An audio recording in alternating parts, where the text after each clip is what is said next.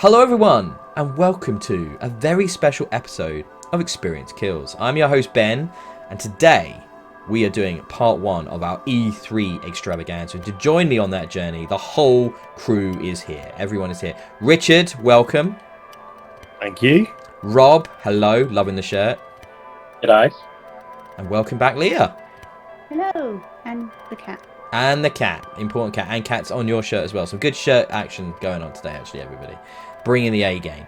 So this is going to be a big episode. I think whatever happens, it's going to be a pretty long one. But for this episode, we're going to be going all the way through to everything so far that sort of caught our eye from E3 up to the Xbox conference, Xbox Bethesda presser, and that will be something we then cover immediately after. Also today, so you're actually going to get a double whammy podcast / video sort of excitement in your feeds just today, and then a third episode sometime next week, might be in our normal slot, going over the remainder of the news and what's been shown, and then talking about a lot of the demos that are going to be hitting PC and Xbox over the next week, which are going to be the games that you would have been able to go to the press event, you know, in person at E3 and play, but instead everybody gets to try them out, which I love. They did that last year. That is a fucking cool thing. I'm well down for that. But we have a lot to get over, but don't worry, that doesn't mean we're not going to talk about a little bit about what we've been watching, because there has been a big show that's come out in the last week, which we've all watched, and I do think we've got to low-key cover this, haven't we? How long did you have that one prepared? About a minute. Sat that one in there. That was sat in the can, wasn't it? I could tell it was ready. You had that prepped. Yeah. Right, yeah, so Rob, Loki, by all means, start off. Loki, it's brilliant. Yeah, thoroughly enjoyable. More Tom Hiddleston being a brilliant actor. He's. I don't know, how spoilery do we want to go? Do we give a spoiler warning to skip ahead by 30 seconds? I think a spoiler warning is fair, but it's only the first episode. There's not a lot of spoiler warning. Huge things, but yeah. It's mainly setup, isn't it? I don't know if you can spoil it really. It's that moment where Loki kind of breaks a little bit when he sees the collection of random Infinity Stones and goes, "Oh shit, I'm fucked." That's basically what went across his head, which was very, very fun. I do have a theory. I reckon the bad guy is a female Loki. Yeah, that's been established. I mean, obviously, there's been female Lokis in the comics, so I think that's he's also been confirmed. Yeah. He's been confirmed in a promo as being gender fluid. There's no reason why they would make that distinction if they weren't going to take advantage of this. And what Ben said pre-show, Leia, is exactly what's happening, because Arthur has appeared once the show has begun.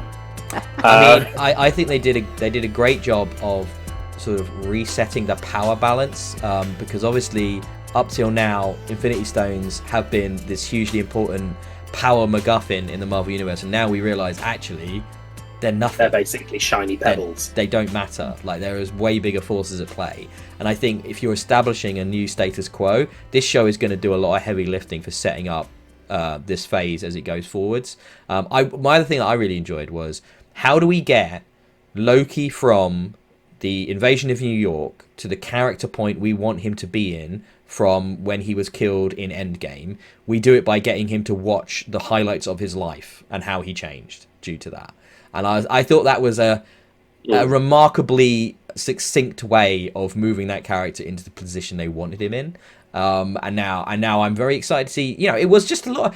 His performance was the core of this. Him just talking and watching his expressions as, you know, realization dawned on him, and he breaks down and he ends up talking to Owen Wilson's character and actually admitting who he really is. And it was like, this is fascinating. How is this so entertaining when, like, very little actually happens in this episode? Hiddleston is just a really good actor. He is. Yeah. So, Richard? it also made me like Owen Wilson, which was quite surprising. You didn't like Owen Wilson? Oh, I've always loved him. Not his biggest fan. He's annoying and irritating, but in this he's great.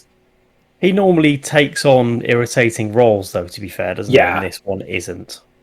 How can you not love Hansel from Zoolander? I mean, Hansel is just... By not watching Zoolander. Oh, I mean, see, that's why you don't like Owen Wilson. You've never seen him in Zoolander. Right there, that's your problem. That's your problem right there. So, no, he's great in this. You know, he's got that weird face, isn't he, with his strange nose. And yeah, he's very... It's getting weirder. I'm sure it's getting weirder. I think maybe they've played into it, like, or maybe it's just getting older, and I don't know, it's going strange. It looked like they deliberately lit it to accentuate the nose, you know, because it looked like it's broken in half in some of those shots. So, weird. Who got strong, like, Federal Bureau of Control vibes from the TVA? Yeah, absolutely. Yeah. That and Time Bandits. Oh, I mean, for me, it was the doubling down on a dated look to talk to you about, to imply bureaucracy, which is exactly what they do in Control. So they have this sort of timeless look by making it dated, and it's like the idea that everything takes longer, and then you're dealing with literal time manipulation. So it's like, to them, time doesn't exist. So it all just layers on wonderfully. I can't wait to find out and dig through the layers and find out more about that. I think it's going to be a big player. And obviously, what were the big guys called, the three dudes, the timekeepers or something? Yeah. I can't wait to find out about what are we dealing with here. Are we talking about Eternals? Are we talking about Celestials? What's their deal in the Marvel universe? So I think, and the idea that there should be one holy, I mean, it's quite clear they're not good guys. I mean, the idea of that level of control of reality, good guys. Anybody that exerts that much power in the Marvel universe, they're not good. So I think I'm excited. What about you, Leah? What did you think of it? I really, really liked it. I did have a fleeting thought. Is Owen Wilson's character one of the timekeepers, like, undercover working? But I don't know. I might have changed my mind about that. It's something Marvel's done before. I could see that. I could see them doing that. That wouldn't be unprecedented. You look at how Quill's dad presents himself until you find out who he really is. Example in Guardians of the Galaxy 2. So I think that wouldn't be without precedent. But do we know how long it is, this one? I want to say 10 or 6 episodes. Okay, I was wondering if it was going to be longer than Falcon Winter Soldier. I mean, the fact is the runtime is a good 50 minutes, and the next episode's even longer. So it's like, it already feels like they're spending more time in this world and really fleshing out stuff. Feels a lot better than Falcon Winter Soldier did. That's for sure. Way better. Way better. So it has a different concept. That's the thing, isn't it? I think this has got a hook. Falcon and Winter Soldier didn't really. It was just more of what you've seen at the cinema and lots of action, wasn't it? And I think for the TV shows, they need to have something a bit off the wall, which this has got, and WandaVision had too. Do you know what? The only thing that really stood out to me, Richard, did you notice this? So the time cops, as I refer to them, what's with the six sticks, a la Minority Report, and not firearms? I just thought that felt like a very calculated, we don't want gun, crime, violence stuff shown in a Marvel property on Disney. It's not necessarily a bad thing. We shouldn't be talking about the virtues of firearms in this day and age, but it felt like a conscious decision to remove guns from the show.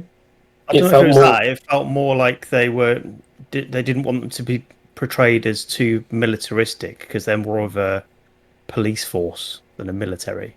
And guns cause damage to the surroundings, because if you miss, you shoot people. But they shoot buildings and things like that. But the sticks that they bludgeon people with, you can only bludgeon your intended target in theory.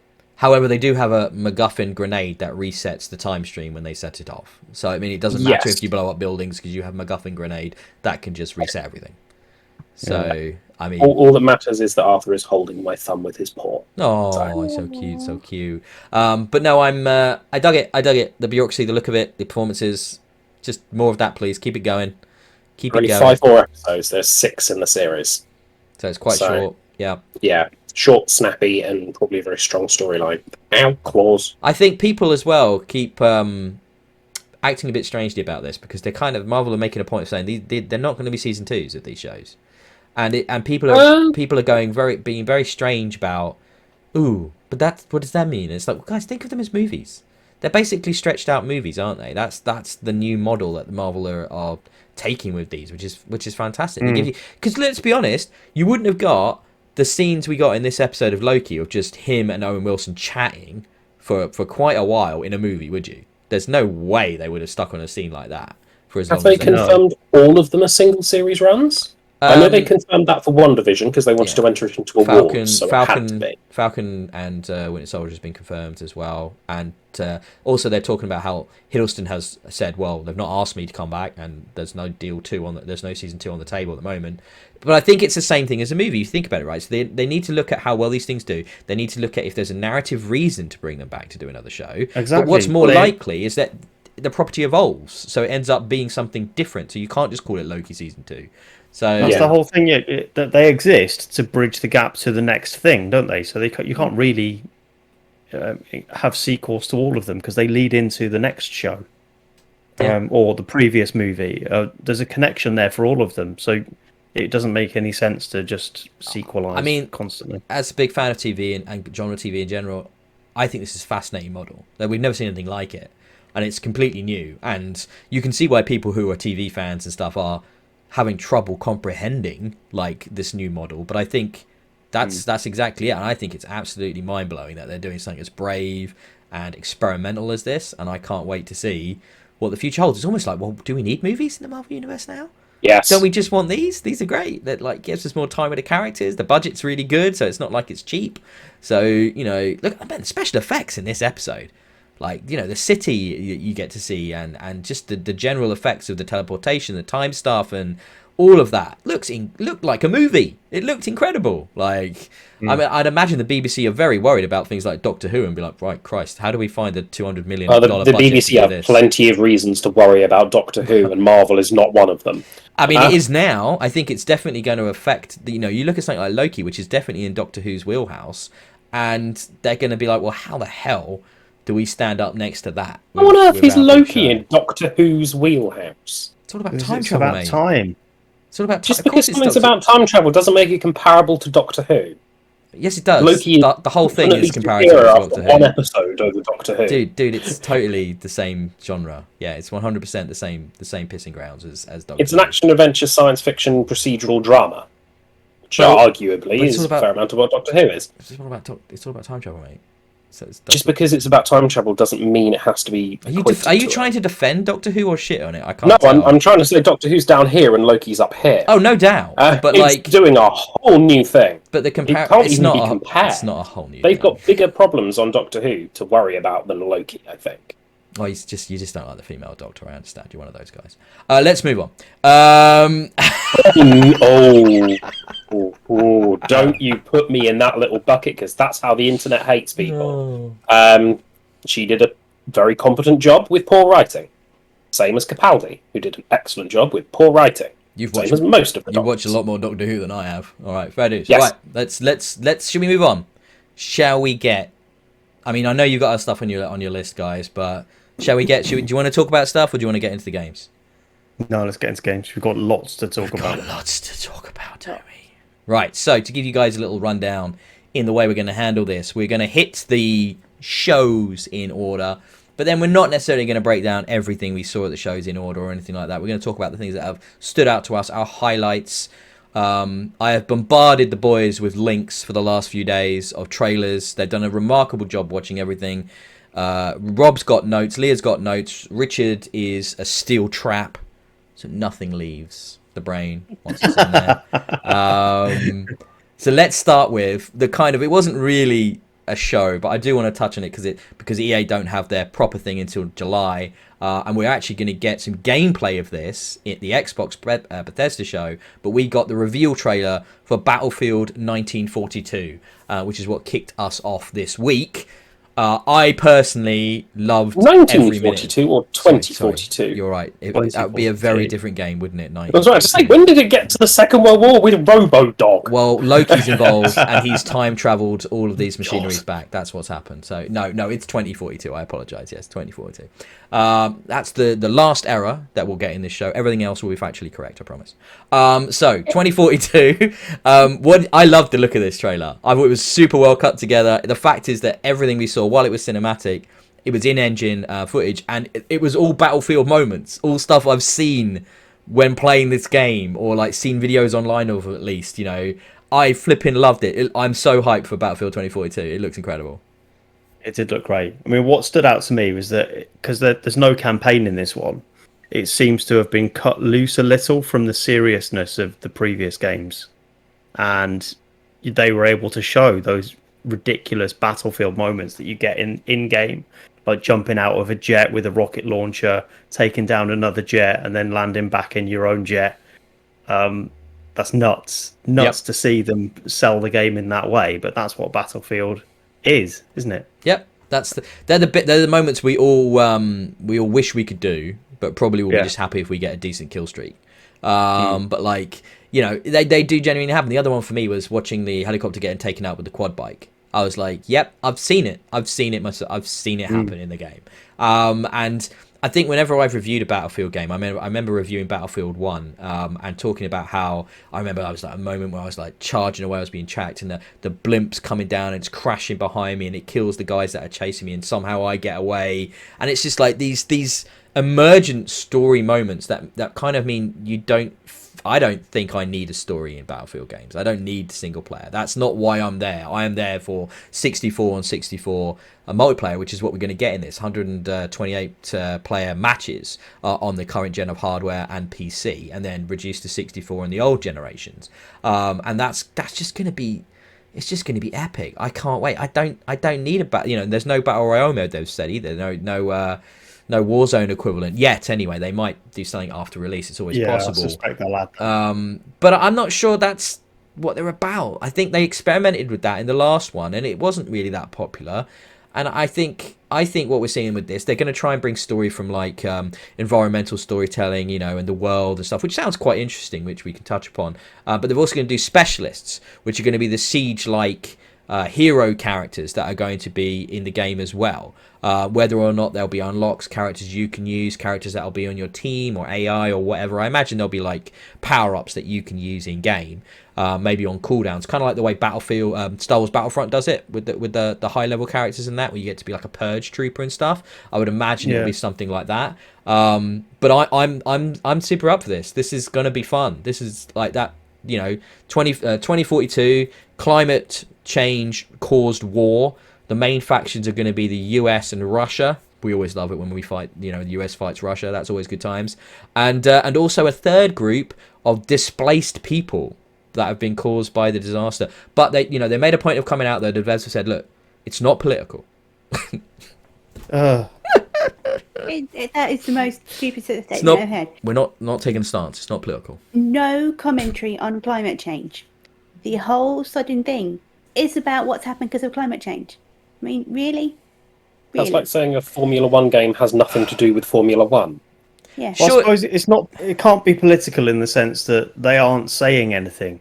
It's literally a game, They haven't got a campaign to any sort of narrative to it. So how can it be political beyond the circumstances? And then, if you say that, then every game is political, isn't it? Do you know what's interesting there to me? Actually, by saying it's not political, actually, is a really good stance regarding climate change specifically, because they're saying that climate change is just a thing. It's not political, because there's no argument, because it's real. So it's not politics, it's just reality. You can't use that argument when it comes to America, because half of them think climate change doesn't exist. Well, look, their president's right now at the G8 summit and stuff, isn't he? So, G7, sorry, because it was G8, wasn't it? They've lost someone. Russia got kicked out. Yeah, fair. Did they forget where they left Russia? In the shithole, hopefully. But no, they booted him out of the committee. Rob. But no, I think, the right president, maybe they will stop pretending it's not a real thing. But I do think that's a good stance. However, if you're going to have a refugee group, good luck in not having some politics in that game, at least a little bit. Like, I'll be impressed if they somehow avoid all of that. But the game looks like a lot of fun, though. I seem to remember in recent years there was criticism that there wasn't as much destructible terrain in Battlefield as they promised. Am I right, or did I hallucinate that vividly? It's been less of a cornerstone of the experience and the marketing, I guess. I think that this game changes that. If the sequence in the trailer where half the metal ship collapses, that looks like an implication that there was a lot more destructible terrain than you would think going on. Not necessarily, because they've kind of done that in the recent games as well, but they've done it as set piece events within a multiplayer match. So what they did was with like these big behemoths, right? In the World War, Battlefield 1 and then Battlefield 5 had these large things that would happen on a map, and it looks like we're getting that with these climate events that are going to seemingly be having that tornado, for example. So rather than it being procedural, it will be scripted. But I think that'll lend to knowing that's coming, knowing you're trying to fight around it and avoid it, as we saw in the trailer, I think they conveyed it really well. The idea of these guys in that little tuk-tuk, 3 of them in there trying to outrace the tornado. I was like, that's Battlefield. 100% that's going to happen in a match. So it's like, that looked fantastic. And then the idea of the guy in the wingsuit trying to survive in the tornado. Yes, you know people are going to do that. So I think bring that on. I think more destructibility is a good and a bad thing, because if you have it procedurally, you end up having real problems designing good maps, because it's all about that give and take of a match, you know, using the cover, using the environment. When the environment and the cover is not there, it ends up being a bit just charging at each other across no man's land between the trenches. You know, it just isn't fun, is it? You just get murdered and good luck. It's just luck if you survive. So there's obviously the problem of Fortnite, isn't it? So what's the point if you can just build your own terrain? You know, only the most popular game on the planet. But yeah, I know what you mean. I don't love it. None of us here love it. Believe me, I wish it wasn't. Yeah. I think the proof will be in the pudding. The proof will be in that, you know, with these games, there's always a lot of tweaking post-release as well, based on feedback. I can't wait to see it. I like the setting, modern games, back down to 4-player squads, that kind of thing. I want to be a specialist again. I want to be repairing vehicles and getting in tanks and flying planes and helicopters and all of that. And that's what Battlefield's all about. That were presented in that trailer, lots of them, which for fans would be a good thing. Yep. I hope it doesn't have that Battlefront style spawning into vehicles. I want vehicles on the map that I get into. I don't like that just spawn in an X-wing. I feel like it's gonna keep going that direction though, but I really I think they have changed it. They've changed it because previously in Battlefield there'll be specific spawn points for vehicles. And you have to get in them quick. So at the spawn screen, you can select to start in one of those vehicles. I think they've changed it around now, so it's going to be more something like Halo 4, was it? Where you can spawn in vehicles next to you. And maybe spawn tanks in above someone's head and kill them that way, you know? You'll be able to do stuff like that. So they've changed it. I didn't see that. Where did you read something? I've read that. Ah, cool. Now that sounds cool. Like you're summoning it, like a power up. Summon a tank. Boom. Tank. Okay. All right. Yeah, I can see that kind of being a little bit more fun than just spawning into them from the outside the map and flying over like you would in an X-wing. Okay. Anything else from you guys on Battlefield? I suppose it's a Game Pass question, isn't there? Whether this will join Game Pass. I'm not thinking it will, but be cool, wouldn't it? I think you'll get because of the EA Play Ultimate connection, you'll get the 10 hours free, I bet, because it's not single player as well. They don't like that so much in the single player games, but because it's multiplayer, you get that 10 hours trial before you buy, or sometime they might reduce that, because that's quite a lot, isn't it, if you think about it, for a multiplayer shooter like this. But it's like 2 matches. It's like what? 2 matches. It's like 2 matches. They're quite long on Battlefield, aren't they? Not if you're any good, Rob. Not if you're any good. I don't play the game. But no, I'm down. I'm down for it all. I love the modern setting. I am up for it. You should play it, Rob, because I don't know if you're into shooters beyond Destiny, really, but the modern shooter. It's quite accessible. I mean, it has been because of all the different classes and the number of players involved. You can always find a role for yourself, even if you just starting out in it and you're not very good. I dislike shooters where, ironically, I dislike shooters where it's one bullet dead, and you don't have health bar, and you charge across no man's land or charge through something, and then sniper 3 kilometers away killed me, so I'm just gonna. It's not really that. It's not that. It's the eternal problem with the CODs and the Battlefields, which is that time to death, and they have both wildly vacillated around in those time frames. They've gone from one hit like you described up to multiples, and finding the sweet spot for where it fits within the ebb and flow of that game.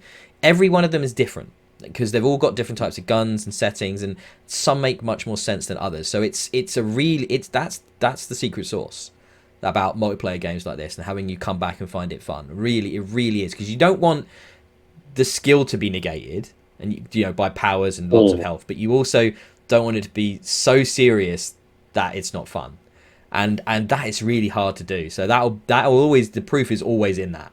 That's why I don't play COD in Call of Duty, because I just I think don't enjoy that quick time to death. That's the same reason for me, and it's why I much preferred Battlefield from Battlefield 3 onwards. I much prefer that to Call of Duty. I only play Call of Duty for the campaigns. I only play Call of Duty for the zombies mode, because that's the only worthy mode. Campaign's pretty good though. And I'm just gonna move us on. Okay, let's get on. We've got lots to get through. Right, let's get to the Summer Game Fest kickoff live, which happened on Thursday with Jeff Keighley. Gotta love a bit of Jeff Keighley. He's my man from the Game Awards. He's a legend in the industry. We all love him. But we're not going to go through this in all in order. But let's hit some of these big games. Now I know, Rob, out of all of this, you got to be hyped for Tiny Tina's Wonderland. I'm glad you went with that one first. I thought you were going to talk about Elden Ring first. No, we'll get to it. Yeah, no, Tiny Tina, sign me up. It's basically Borderlands in D&D, so yes. There's crazy enemies apparently, high fantasy cross Borderlands. You can create your own hero, multi-classing them as well, and there are customizable spells. The more I hear about this game, the more I want it. I will be pre-ordering it, and I never pre-order anything. When I heard that from because they did a trailer, and then I think they had a dev walkthrough of the trailer, IGN or something like that. And when that came out of that walkthrough, I was my ears pricked up. I was like, "Ooh, hello, this is sounding better by the minute." I was already interested, but the fact that you're going to have a custom character and you skill load out the way you want, rather than the very fixed skill systems that we've had in Borderlands previously, I'm like, "Ooh. Oh, hello. This sounds really good. This sounds interesting." Like they're really going down a proper RPG route with this, which surprised me. But they're also doing Tiny Tina how Tiny Tina is best, where she is the character that's not in the middle of it constantly. She's at the back doing crazy stuff that occasionally, crazy thing, and then goes away again for 20 minutes, rather than being constantly there, because if she's constantly there, she gets incredibly grating. So yeah. I think they've pitched how she interacts with the world very well. She's GMing your experience, yeah. Basically, yeah. The correct parlance of the activity, GM, which is Games Master or Dungeon Master, as Rob was just alluding to there. For those of us that don't play the pen and papers, but no, I like the idea of that, and I like the idea that she's going to give some hopefully hilariously well written framing device. I hope. It makes me laugh because at this they had Ashley Birch came out. It didn't make me laugh. I thought it was interesting. It makes me laugh. It's harsh. Ashley Birch came out to say, hey, this game's going to be great based on this, non-gameplay trailer. But she came out and said that. And obviously, she's Tiny Tina's voice actor. But when she did that, she wasn't really anyone, right? She wasn't known, but now she's Aloy and she's in Mythic Quest and she's doing really well and she's writing and directing. So it's really cool to see them get someone out who's obviously her success has been partly due to the breakout role that was Tiny Tina that she had, and she's still around, she's still doing it. She's obviously a gamer and got a love for it. And I think it's cool because that's the one thing Jeff Keighley does is he tries to get games over to non-gamers, and I think that is the hardest thing in the world to achieve, and I always respect him for trying it. However, Weezer sucked, so I just want to put that out there. I don't know if you guys watched it live. Don't even know what Weezer is. Didn't watch it live. They had a performance from Weezer, and they were very bad, in my estimation of Weezer. Richard, are you familiar with the Weezer? I've seen Weezer live. Do you like Weezer? I used to like Weezer. The problem for this performance, I don't know if you watched it, it was the vocals, and it was incredibly flat and incredibly bad. And I was. What you were going to say? The problem with this performance was the vocals and the music. The music was good. The music was good. It was just the vocals I had issue with. It was just like, oh no, don't do this, Weezer. Why? But I remember them being pretty good. I didn't see them deliberately. I saw them at a festival, so they were just accidental Weezer. Yeah, but sounds like some sort of medical mischief. It was also in other bits that I haven't got in the show notes. He had a chat with his best bud Kojima, who's just like, yeah, Death Stranding is coming to PS5. We're doing a director's cut. A director's cut, isn't it? What is that? Are you telling me he had some form of editorial control of the original game? Because pretty much everything out of his brain went into that unfiltered. I'm fairly sure. Like, guys, what the hell is a director's cut of Death Stranding? Hey, there's one way to find out. That's to play the game. Maybe it means the director has been cut and someone else has made sense of it now. It's a weird concept because Yeah, the director's cut out of this one. It's fine. It's a proper narrative. just bizarre. But no, that's not even on my list of things that they're doing more Death Stranding, and Kojima is working on something that doesn't involve aliens, but is reflective of society at the moment. Cool. So everyone's going to be in their houses then. Cool. What does that mean? Fuck knows. It's Kojima. Not aliens. Yeah, He just chats. He just says a lot of bollocks. It's so fun. He's brilliant. I love him, but he's That's such a non sequitur, though. Aliens. No but aliens. Something to do No, with no society. aliens. no aliens. Specifically, no He aliens. doesn't want to do That's silly what- aliens. But it makes it sound the way, unless you're paraphrasing poorly. Of course I'm Well, it makes paraphrasing. it- But I mean, the thing is, though, you've got to remember, Kojima is this interesting individual, isn't he? Where he's obviously Japanese, and he talks through the lens Yeah. of Western cinema. So everything that comes out of him is almost like a half poorly translated remembrance. So none of it makes any sense. So my making it worse probably doesn't make it that much worse. I honestly, but no, there's some quotes out there if you do wish to dig into that. But yeah, look, Tiny Tina's Wonderland is the most excited I've been from a project from Gearbox in a very, very long time.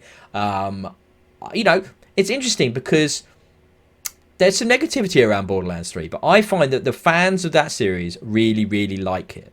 But like Rob, but people on the outside who have only a passing kind of dalliance with it, it doesn't seem to do much new for them, and it doesn't grip them like it didn't with me. So, but I can appreciate it as a good Borderlands. It's just something fresh is way more exciting to me because the looter-shooter model they've established is inherently a good time. So bring that with magic and fantasy and crazy enemies and bunkers and This is the one badasses. Do it. This is the one I'm interested in. I mean, Borderlands in general, I just looked at it and go, yeah, that seems annoying. But this looks interesting to me, and I want to play it. There's a unicorn. I'm happy. It's a binacorn, actually. Yeah, it's a binacorn because it has 2 horns. Oh, even better. Yeah, we'll just mansplain that for you. No worries.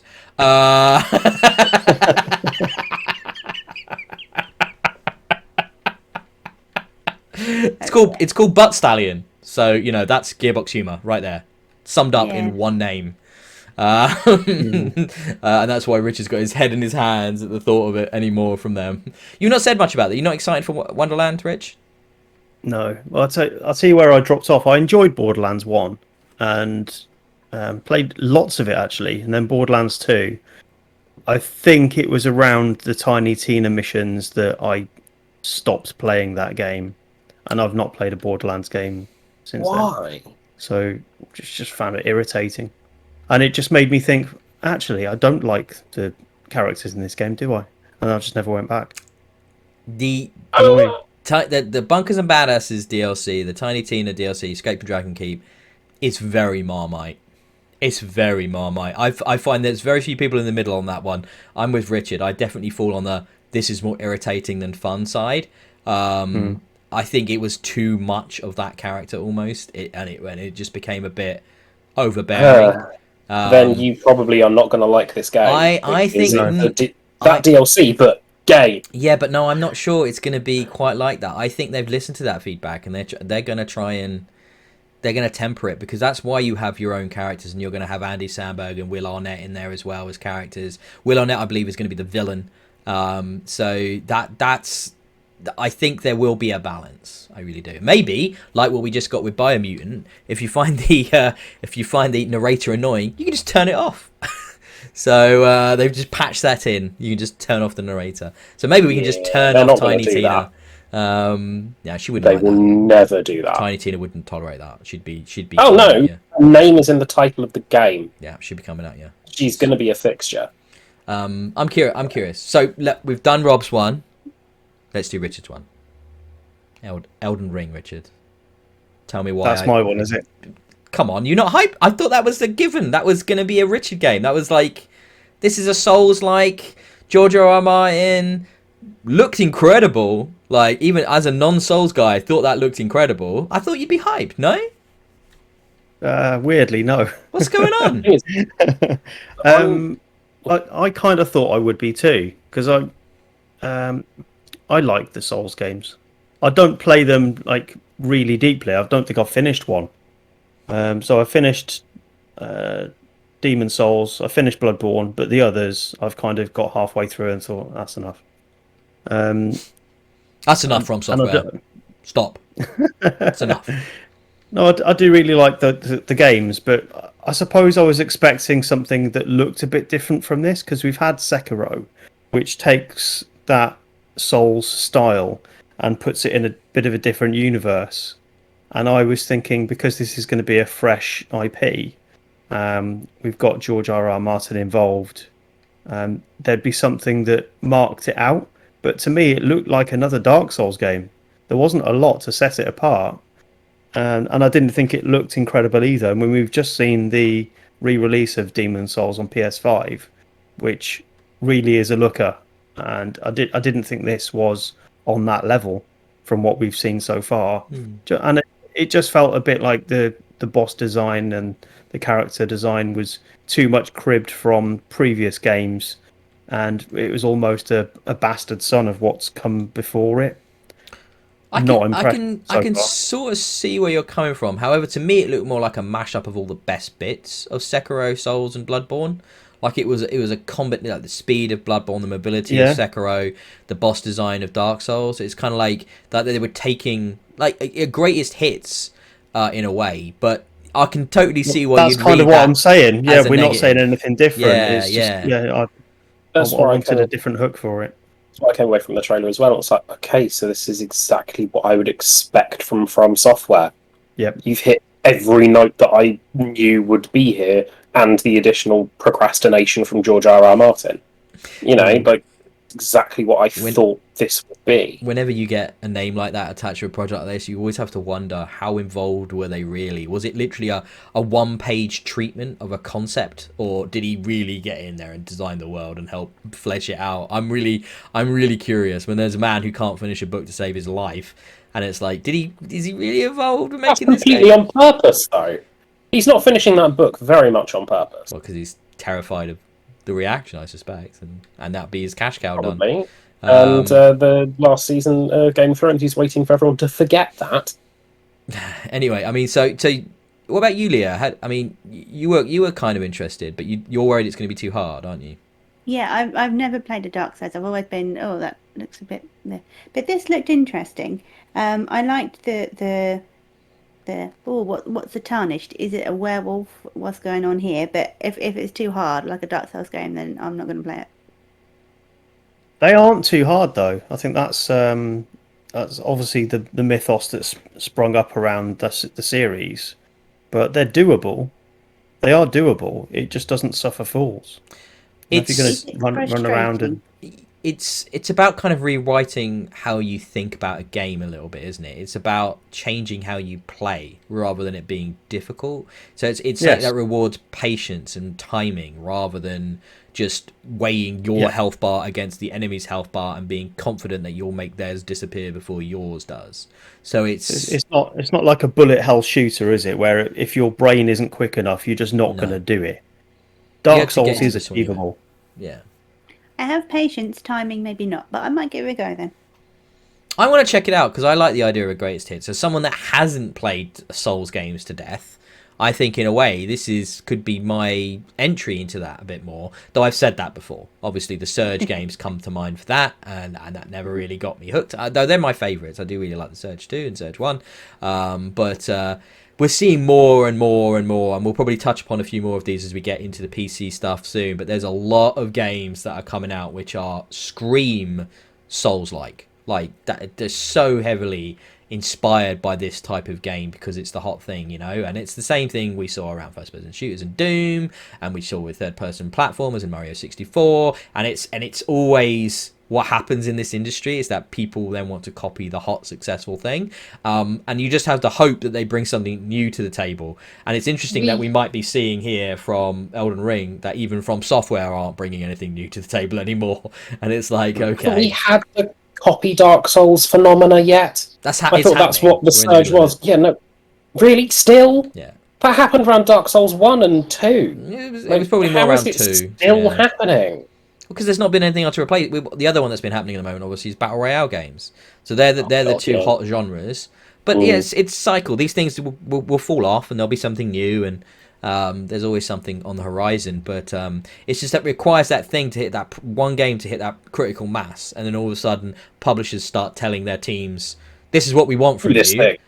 Yeah. Prototype something, let's get it out the door. And then the indie guys like, oh my god, I fell in love with games now. That's what you're seeing from these guys. I fell in love with games because of Demon Souls and Dark Souls, and now I'm making my own homage to that. And that's why you're getting that from the PC developers as well. So it's an interesting. I mean, I'm up for Elden Ring. I'll give it a go. So those are the two big boys from the Summer Game Fest kickoff live, which is the most succinct title we've ever had. Have you guys got any other ones you want to bring up? Any other highlights that stood out to you from this list of games? I like the look of Sable, and Yes. how I remember that is the weird lady that sung on the game show. thing. Yeah, strange. But it looks like this really cool, really interestingly animated exploring game, which is me. I can do that forever. So yeah, I'm really interested in Sable. Yeah, it's been on the kind of the docket for a while, Sable. It was something we've been waiting to see a release of. I know I've seen footage of it for several years now, but I think it's finally coming close to release. Yeah, it's due September on Xbox and PC, and it's got that really nice looking sort of pastel cell shaded look to it. You also, do you know what it reminded me of, Rob? It looked like Destiny without the combat. You've even got like a hover bike you go around on. Yeah, big open sci-fi worlds. It's like Destiny without guns. I was wildly unimpressed by Sable. Ooh. It had a strong, distinctive art style, which worked well in its favour, and like the style that it was trying to evoke was very good, very powerful. But it just didn't grab me in any way, shape, or form. But that's fine. It's not then meant for me. It's meant for people like yourself who would enjoy it. So I mean, I think what it is, a unique and unforgettable journey is how they describe it on their website. And yeah, I get the impression, I'm still kind of trying to work out what the gameplay loop is. If it is just walk around, explore, or if there is sort of combat mechanics or more to it than just looking around. Now that doesn't make it a bad game. For example, Journey, fantastic game, is really like that as well. Not a lot of combat, a lot of exploration, lovely visual style, and sometimes I like this. I like this sort of game to sit between my shooters and my combat focused open world games and give me a bit of a palate cleanse and a shorter experience. Though yeah, the vibe, the Destiny vibe I got off this, especially with the hover bike and the world design, I was like, wow, this is just Destiny without the guns, which is cool. I'm like, the Destiny world is fantastic. Wouldn't it be nice to just be able to explore it without always being a threat? Yeah, it really would. There's some fantastic worlds and environments. So bring that on. I must admit, the last vibe I got from it was Destiny, but I think we value different things then when it comes to Destiny. I can see the similarities, but that art style sells it for me. I mean, this is what I was talking about with From Software and Elden Ring. I want a new world to explore. I want somewhere I haven't been, and this looks new. So whatever the gameplay is, I don't know what sort of game it's going to be, but I just know I want to go to that place and see what it's like. So that's definitely high on my list. Yeah, definitely. And there's a demo coming. So there's a demo hitting Xbox this coming week, I believe. It's one of the ones that's going to be involved with the big demo rollout that's happening for all these games and stuff over the next few days, which is really exciting. So we'll all be able to try it if we so wish. That'd be cool. So yeah, Sable was definitely one of the ones I noticed. The Anacrusis, did you guys notice that one? Yes, Left 4 Dead clone, but with better humour and aliens instead of zombies. Yeah, I'd say that's fair. It looked like it had some, like you said, humour. I like the visual style. It's got like a 70s vibe to it, which is hot right now, it turns out, with Loki and this, and there's quite a few products. What was it? We'll talk about Encased later when we get to that part of the section, but that 70s sort of the oranges and the hexagons and that sort of distinct style of font and artistic design, and it had a lot of that going on. And I believe the Anacrusis is the name of the ship that you're on during this outbreak, and Left 4 Dead, very much in that vein, and shooters. It looks a bit like EDF to me. It's like a retrograde, willfully retrograde style, isn't it? It's supposed to look like it's really old and a bit shonky, but that's the charm. So yeah, Earth Defense Force, but Left 4 Dead style. I'm not sure. I think it looks better than EDF. Like, oh yeah. I mean, I don't mean the technical accomplishment, because that really is a shonky game. Yes. But just it doesn't care that it's that, does it? And I think that's what this seems to be going for as well. We're going to have a few games like this coming up on the list, which are games that are, we've seen it for a long time with pixel art, and that kind of reference to the 8-bit, 16-bit era. But we're starting to see games now that are actively being designed to be more reminiscent of like the early 3rd generation console, 3D generation consoles and stuff like PS2s and PS1 era, and that intentional design philosophy to actually, rather than always trying to push forward, like there's some good stuff here in the past as well, and I'm really digging that. There's a game we'll definitely talk about. I'm gonna draw attention to when we get to it, but yes, I really like that. Another one for me was, did you guys watch the Planet of Lana trailer? Yes, I'm interested in that, definitely. It reminded me a bit of Ori. I don't know why. I mean, it's a sort of 2D side on. We don't know what the gameplay is, do we? But No. it looks like I got the impression, gameplay wise, give me some Inside, that kind of, or what they did before Aesthetically, Limbo. it reminded me a bit of Limbo, because you had that moment where you're trying to dodge the massive spider robot. So yeah, like again, it's fine. I'm not sure it's my sort of game, but strong art style, interesting storyline concepts. Yeah, it is my sort of game. I like side-scrolling platformers, and that seems to be I did what it think is. of you when I was looking at the trailer. But there's something about the character design that doesn't feel right to me. I mean, this reminded me a lot of Rime, which wasn't 2D; it was a 3D I platformer. remember that. Yeah, But it had the same issue where the lead character just feels like it's an off-the-shelf asset rather than someone that I can relate to. Just generic boy. yeah. I got more character from the cat creature than the boy. Absolutely. In this. Like the bit when the cat creature is facing off the giant monster, and you're like, "Come on, cat creature, yeah!" Any game with a cat companion. Sorry, that bit reminded you of Ori. Yeah. Yeah. With the little creature and then the big enemy. Yes. No, totally. And any game with a cat companion, style companion like Spiritfarer is a win for me. Because we love our cats, don't we? Yeah, there's one behind you right now. I can see, Leah. Yes. Oh, so He's doing a Superman pose. I can see. But that's definitely on my radar now as well. What about Jurassic World 2? Jeff Goldblum was the best at that. Jeff Goldblum was. You might not have seen it if you just saw the trailer, but he introduces the trailer on the show, and he's incredible because he has a little bit of a back and forth with Jeff Keighley, and he's just, first of all, he starts mocking Jeff for the spelling of his name, Jeff, and it's like, well, that's not how you spell Jeff. This is how you spell it, kind of like mocking him for that. And Jeff and Geoff. when he tries to pronounce it, he goes Goff, hello Goff, Geff, yeah, all right, and it, but in a Jeff Goldblum way, I can't do Jeff Goldblum. I don't think anybody. No one can do Jeff Goldblum. He is a legend. And Jeff Goldblum can do Jeff Goldblum. So the trailer is obviously kind of where they've gone with the game is very much in connection with the new film, which is going to be Dominion, which is all going to be about the dinosaurs are free in the world now. Shit. Is it? Is that what they said in the new film? I thought it just looked like I didn't think this was related to the film in any way, shape, or form. Oh no, yeah. The same overarching franchise. You've only got to see the biomes involved. This is not on an island anymore, baby. So, I mean, I think it's quite clear that they're all broken domes and they've escaped. They're out in the wild. The dinosaurs are out. And broken domes are a signal, like fanfare of Jurassic Parks. It's all that happens is the various enclosures break. But I know, I'm not so convinced on that one myself. I think it's just an excuse to have more different dinosaurs. So what do you mean? You think it's just other Jurassic places? World 1 just bigger. And now with Ares for pteranodons and aquatic enclosures for plesiosaurs and stuff like that. I reckon they're just expanding and adding more detail and building on what they had already as a concept. Maybe not as a theme park, as a conservation wildlife park, perhaps. Yeah, rather than it being linked to the film. I'm not so certain. I might be wrong. I mean, it'd be bad not to. cross-promotional marketing push. I mean, it's what Evolution came out at the same time as the first Jurassic World game, so that was the whole point of it, wasn't it? It was to connect to the vibe of that reboot of the series, as it were.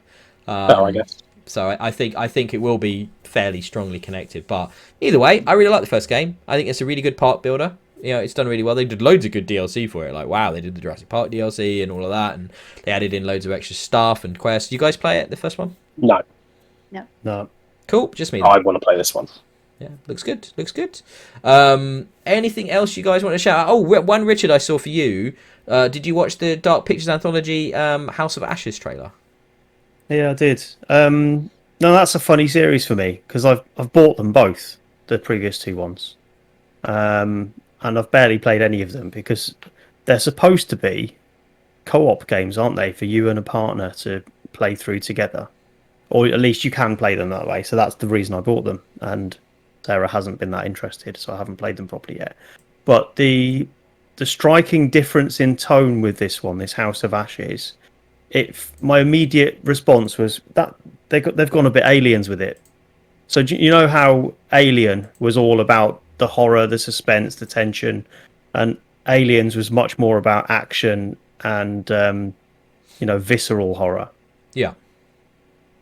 That seems to be what this is going for. There's lots of soldiers knocking about and there's lots going on, and I just thought, am I meant to feel anything for this? And I didn't get any sort of buy-in at all from it, whereas I have done with the previous trailers for these games. I've bought them, but I couldn't see what the attraction was with this. So you essentially looked at am I meant to care? Yeah. So for me, this is exactly the kind of horror I enjoy, right? So the kind of, I'm thinking, like you said, Aliens, I'm thinking Dog Soldiers and stuff like that. And I think what they're trying to do with this anthology series is approach different types of horror genres, aren't they? That was the whole goal, if I remember rightly, which was they were going to approach all these different types of horror, and I think this is a different type of horror. And to me, this is the one I've probably looked forward to the most. Especially if you go back to Until Dawn as well, which was them, wasn't it? And this was their follow-up. They're trying to do different types of horror. So the idea of what should be the powerful group of capable men and women, soldiers, military types, how they are laid low and made just as vulnerable and insignificant as you would be in that situation. And then I get the impression it will be a case of one or a couple of them showing levels of individual heroism that then can carry the day through the threat, through the haunted tomb that they're stuck in with the monsters in there. I think the big mistake of this trailer was showing the monster at the end. You should not have done that. That was flipping stupid if you want to actually build tension. But I actually, because they wanted to market their special edition, which comes with a statue of it, and you're like, not gonna lie, the statue's got me a little bit intrigued. It's a good statue, but at the same time, you've spoiled the reveal of your monster. Like, what are you doing? It's so stupid. That is a shame. That's a good point. It does need to be, they should be doing different styles. Of course, they should. I suppose it doesn't feel as intimate as the others strike me as being, because they're all about making the right choices. It's about getting into the mindset of the character, and with it being a focus on action, I think it takes away from that a little bit. So even though the horror themes might be there, whether or not you get so much into the character side of it, I don't know. I have a feeling it won't be direct action though. I don't think you're going to be shooting people with that. I don't think it's like you're going to be controlling a character in third person and shooting enemies. I think it will still be dialogue, decision based, and then those scenes will play out. I'd be very surprised if they tried to make a shooter like that. I'd be very concerned because that's not their studio. So I agree with you, but if the game still leans away from action and then just shows action, it seems that's almost worse. Schizophrenic, isn't it? Yeah. Taking that control away from the player is I maybe the trailer has played that action up a lot more. That's the other thing you think about with an unveiled trailer and you're trying to appeal to an audience. It was the Dead Space dichotomy, wasn't it? EA, like, you need to move away from horror towards action. That's where the money is, and forcing them in that direction. It's just that's where the money is, because people don't like to buy as many straight up horror games as they do a third person action game. So it's still that problem, and it's the same for me. And I think Rob's the same. We find our scary games a bit intense. So I just don't like horror as a franchise. Like thriller horror, yeah. I'm on board with, but Gorefest horror, no point. Just does nothing for me. Shall we This move? one I was intrigued by, though. I was a little bit interested, so I might have to look into this one a bit more. I like Soldier Dudes in Afghanistan. I'll play that game. 7 Days in Fallujah. Bring it on, baby. Not at the show. Not at any of the shows. Weird, eh? I wonder why. Nobody showing Fallujah. God, shocked. Right, shall we move on to me, the big one of these events, because I had a lot of excitement around this. Now, this was the sorry, no, I'm going to keep getting it wrong. KOCH Primetime event, which turned out to be, as I knew it would be, the Prime Matter unveiling. Now, I was very fortunate enough to be involved with the sort of press-only unveiling of Prime Matter a few weeks ago, and that was organised by KOCH and those guys. And I've, full disclosure, had a good relationship with those guys for many years now. Covered a lot of their games and stuff on the channel, so that they were kind enough to invite me to this to see things ahead of time. So I had, and there's some really interesting differences here about what was shown to the public and what was shown behind closed doors. And I believe I'm no longer under embargo about this, so I'm allowed to talk about what I've seen, because what I have seen is more than what everybody else got to see, which I think is interesting, curious, I would say.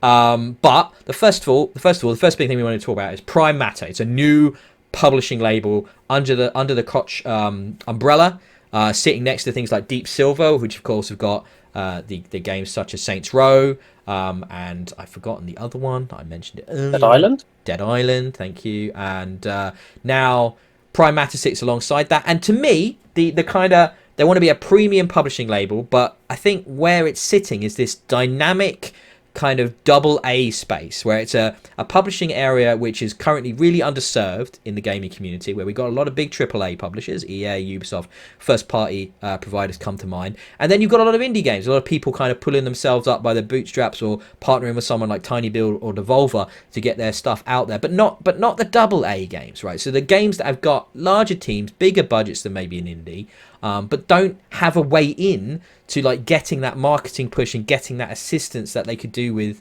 from a publisher. So they have to make cutbacks and maybe compromise their vision. And I think this portfolio of about a dozen games that Prime Matter have come out with is very diverse. It's from all over the world, and I do mean literally all over. They showed us a map, and it's like 4 corners of the globe covered here. And I think it's a really cool place to be operating in. So I'm very excited about the games. Now, I think we should talk about the elephant in the room. There's already been quite a lot of press around this, and I watched the entirety of the public-facing presentation live as it happened, and I watched the comments on the Twitch stream while this was happening. It was not well received, and I think the problem here was that they were limited by the amount of gameplay they could show, and they had a lot of information that they wanted to get over to the public, to the gamers. They wanted to meet their developers and connect them.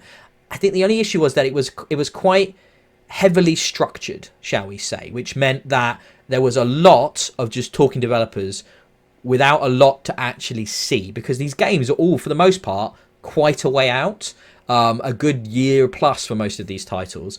And for some of the games, most of the games almost, they didn't actually show anything, which was curious because they did show press stuff. They just didn't show, for some of these games, anything at all to the public. I don't know the politics behind that. I don't know the decisions that went on there. There would be a reason for that. However, there is some stuff here I'm really, really, really excited about. And I think it's always cool, because it doesn't happen that often, when we get a new publisher showing up in this space. A real new entity, a new force for bigger releases. And that excites me. Just the concept of that excites me. So I think I've got a list here of all of the games, guys, and I think we go through them all and have a little chat, and maybe I can expand on some stuff, maybe answer some of your questions if I've got any more information to share, I shall. So first of all, they showed like a sizzle reel for the label We Are Prime Matter, and it's a really exciting unveiling, short, to the point, good music, lots of footage, some fun voiceover and stuff like that. Everything comes across, I think, really well in that sizzle. And then we got into the games, and I've not got the games here in the order they were shown or not shown, but I've got sort of the ones that really stood out to me at the top. So first of all, I'd like to briefly talk about Final Form, and it has to be briefly because there's really not a great deal to see about this. The concept, however, is a really cool one, and it's one that's been quite prevalent in science fiction literature of late, which is the idea of a sentient a sentient spaceship in a science fiction setting, controlling like a robot body, so it has more direct agency within the environment, and in this case, to shoot things a lot and blow stuff up and move really agile. And the trailer showed some stuff, but for the developer talking this, that they kind of conveyed in this as well, was that the idea that they want you to have that power fantasy. Because you're a robot, you don't have the kind of restrictions a human would, so you can really move about that environment, you can take a lot of damage, you can deal a lot of damage, and and it's all about giving that power fantasy. And I think that sounds really cool. So that's Final Form. Did you guys have anything you noticed on that one you wanted to bring up? It reminded me a little bit of Metroid, because you could form change between like the ball and then the shooter. I think I was used to do in some of the old Metroid games. So that was quite interesting. Looks fun. I thought the same. Yeah, it looks like Metroid with a Killzone aesthetic. Heavy vibes of Killzone 2 I got off it. Just in the way it looks. And I really like the style of it. I thought it looked great. But there's a lot to be revealed yet in terms of how it plays and what you can do in this game. But I love the styles. I think my interest is peaked, but I will wait to see more to see if I actually want to play it or not. Well, you can't argue with that. It's fair enough. We barely saw anything. I think the trailer's like a minute long, isn't it? And it's like hardly any gameplay. I think the next one is the one we saw probably the most on, in a way.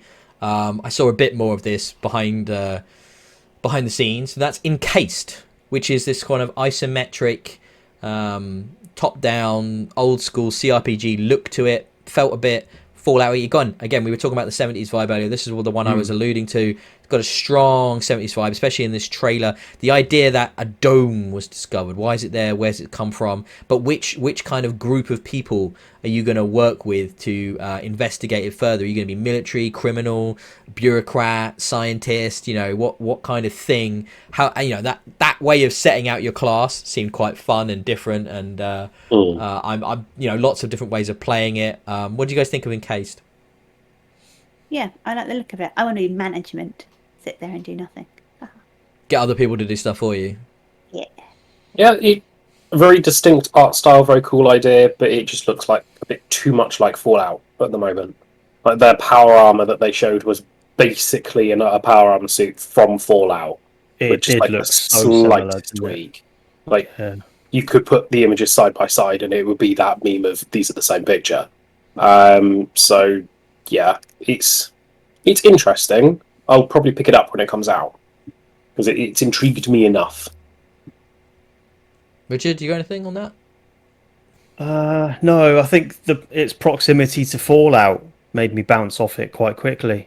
So watching further into the trailer, there was a bit more varied stuff, and I thought, well, maybe. But it's not my sort of game anyway, to be honest. So it might be Rob's cup of tea, not mine. Yeah, I mean, the comparison to that old school Fallout is totally valid, isn't it? But I guess, if you guys have come across Wasteland 3, for example, which is another sci-fi isometric RPG, they all struggle with that. They all kind of do look similar, right? So if you're going to do sort of a sci-fi set game from that perspective, they all kind of end up looking pretty similar. It's hard to avoid that, and I think Encased is pushing for that 70s aesthetic, and I hope they just go for that, double down on that, because that will help you stand out and be a bit more unique, because otherwise the trap is there that you do end up just looking like a Fallout game, and I think that would be unfortunate if the game sort of does set itself apart in other interesting ways, but that maybe get looked over because of the aesthetic similarities. But hey, look, Fallout is a good game, so if you're gonna crib on someone, be inspired by someone, it's a good place to start, isn't it? And I think the developer even said, inspired by Fallout. So during the presentation, I think that might even come up. The next one on my list was one that's been kind of floating about for a while, and it's been in development a long time, and that's Dolmen, which is the first sort of inspired by Souls game on this list. And I saw a lot more of this than is in the trailer. And what I saw, Richard, I say this to you, was it was earlier than the trailer. It certainly looked less polished and less finished, but it was very, very Hellpoint. Like, it looked a lot. It reminded me so much of Hellpoint. And you obviously got on quite a lot with that game, didn't you? You quite enjoyed Hellpoint. I thought Hellpoint was pretty good, yeah. I mean, this looks a step beyond that, though, doesn't it? Because Hellpoint was very much, I suppose, budget development, or at least it felt like it was. There's a lot of heart that went into it, but not a lot of cash. And this looks like it's had a bit more lavished on it, much more accomplished. Has a bit of a Vanquish vibe in some of the character design. Yeah. Doesn't play like Vanquish though. no knee sliding. You know, unfortunately, because let's be honest, that game was the knee sliding. So much fun. Top list. Vanquish. It's a good game, fun game. But no, got some of that look to it. Again, still like it's an interesting one. It's been in development a long time. I don't think it's a million years off release now. But obviously they're still not shown a great deal, and I think it's been through quite a lot of iteration and changes, especially based on the footage I was shown. Like I said, it was early.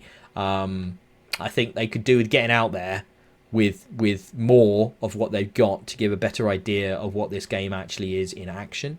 And I think they probably will. It's probably coming quite soon. But yeah, looked good.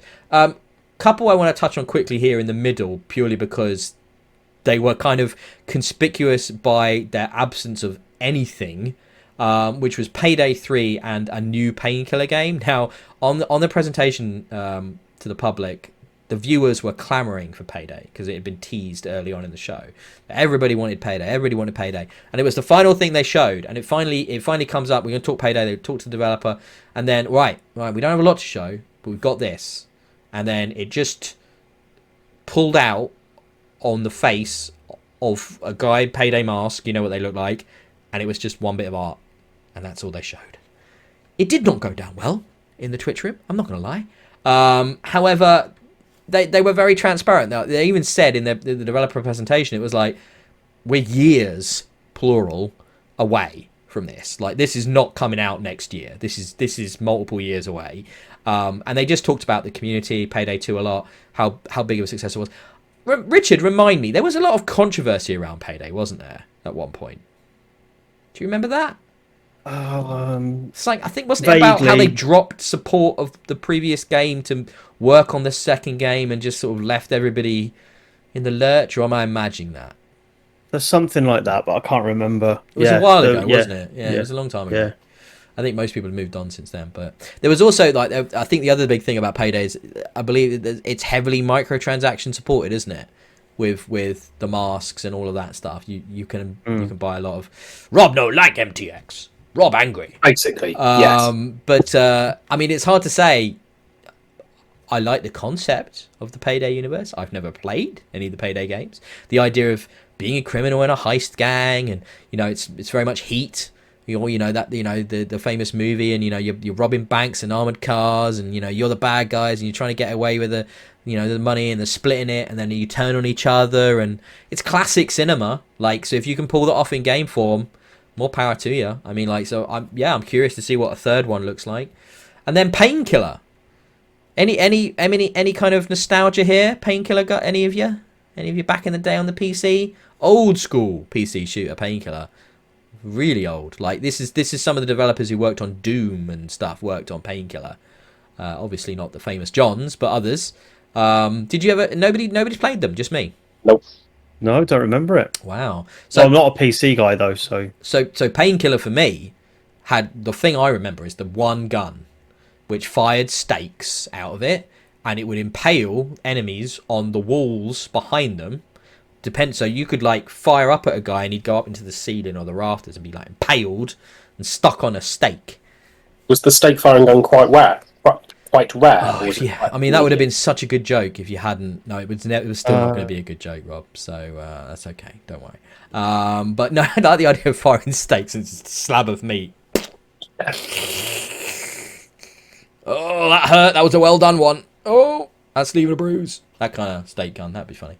But no, that was the thing I always remember. Fast paced. hyperkinetic, incredibly violent. Painkiller, and they had even less to show. They didn't show anything. They just said it's happening at some point. Maybe, hopefully. But like, talking about stakes, it wasn't even on a sizzle reel. Hey, it was good. Shit was good. That was a good one. That's better than yours, Rob. He wins. Oh, 100% it was better than mine because I couldn't speak for mine. Better. Quick one I want to touch on. Leah, I think this one caught your eye. King's Bounty 2, which is obviously a sequel to a very famous PC game from like 30 years ago. I can't believe it's coming out now. It's bizarre. But this is out like really soon as well. This is just around the corner. And this is a fantasy tactical action RPG game. King's Bounty series. But what did you guys think of the look of this one at all? Yeah, looked really good. Yeah, I like the look of it. The only thing that kind of put me off a bit was that the voiceover they were doing over the clip was terrible. The language and the way they were speaking was just, it really jarred me and knocked me out of it. It was just bad language. Like, what were they just swearing? What were they doing? I don't even remember this. It was just their sentence structure really was jarring to me. It was odd. Anyone else feel that way? Nope. Just me, that's fine. I didn't even watch it. It's called King's Bounty. So it's immediately off my list. I didn't even have to see it. I know I'll hate that. Hey, the amount of trailers I watched, and I knew I'd hate them. You sound like Rob now. I was going to say, yeah, don't be hated. Hey, I watched every goddamn trailer. And hated 99% of them. Yeah. Right. Okay. I would not be interested. Anyway, it reminded me of Dragon Age quite a lot. Yeah, because you've got that fantasy sort of aspect and the magic involved in there and stuff like that. So yeah, I'm probably going to pick up King's Bounty. King's Bounty 2. It's quite good fun. Going to move on to Scars Above now, which, slightly annoyingly, they showed quite a lot of footage at the presentation, but I've not been able to find a video of that to link to you guys to show you. And it was curious because when they did the press showing of this, I thought they showed a lot of footage there as well. And I thought, oh, right, okay, so this is a lot of B-roll. They're obviously going to have to really tweak this and tidy it up to make it a trailer and a bit more punchy and stuff, because it really went on. It really went on. It didn't really show a lot. And they did tweak and remove some of it, but it was still more than a trailer. It was more like a long look at Scars Above, which is third-person action-adventure, woman characters sort of stranded on an alien planet. Look really nice. Like, I actually think this is the game that's got some of the best legs to it. I think this has got real potential to go somewhere. Look really nice, look fully formed, like they've got quite a lot of development already done. Has some Soulsy elements in the fact that, you know, you when you're fighting the bosses in this, you do have to put some thought into combat. You can't just like rush in, but it's not in the same way as Souls super punishing. You know, they mentioned things like Geiger inspired creature design.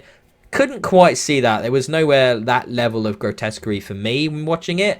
But there was good creature design. So I think that's important. And then the gunplay was quite strategic. So the gun you find, they're more like tools. It was a bit Dead Space-esque in that regard, actually, Richard. You find things that weren't really designed to fight the enemies, but were being used in that way because, you know, needs must. So I thought that was quite kind of interesting as well.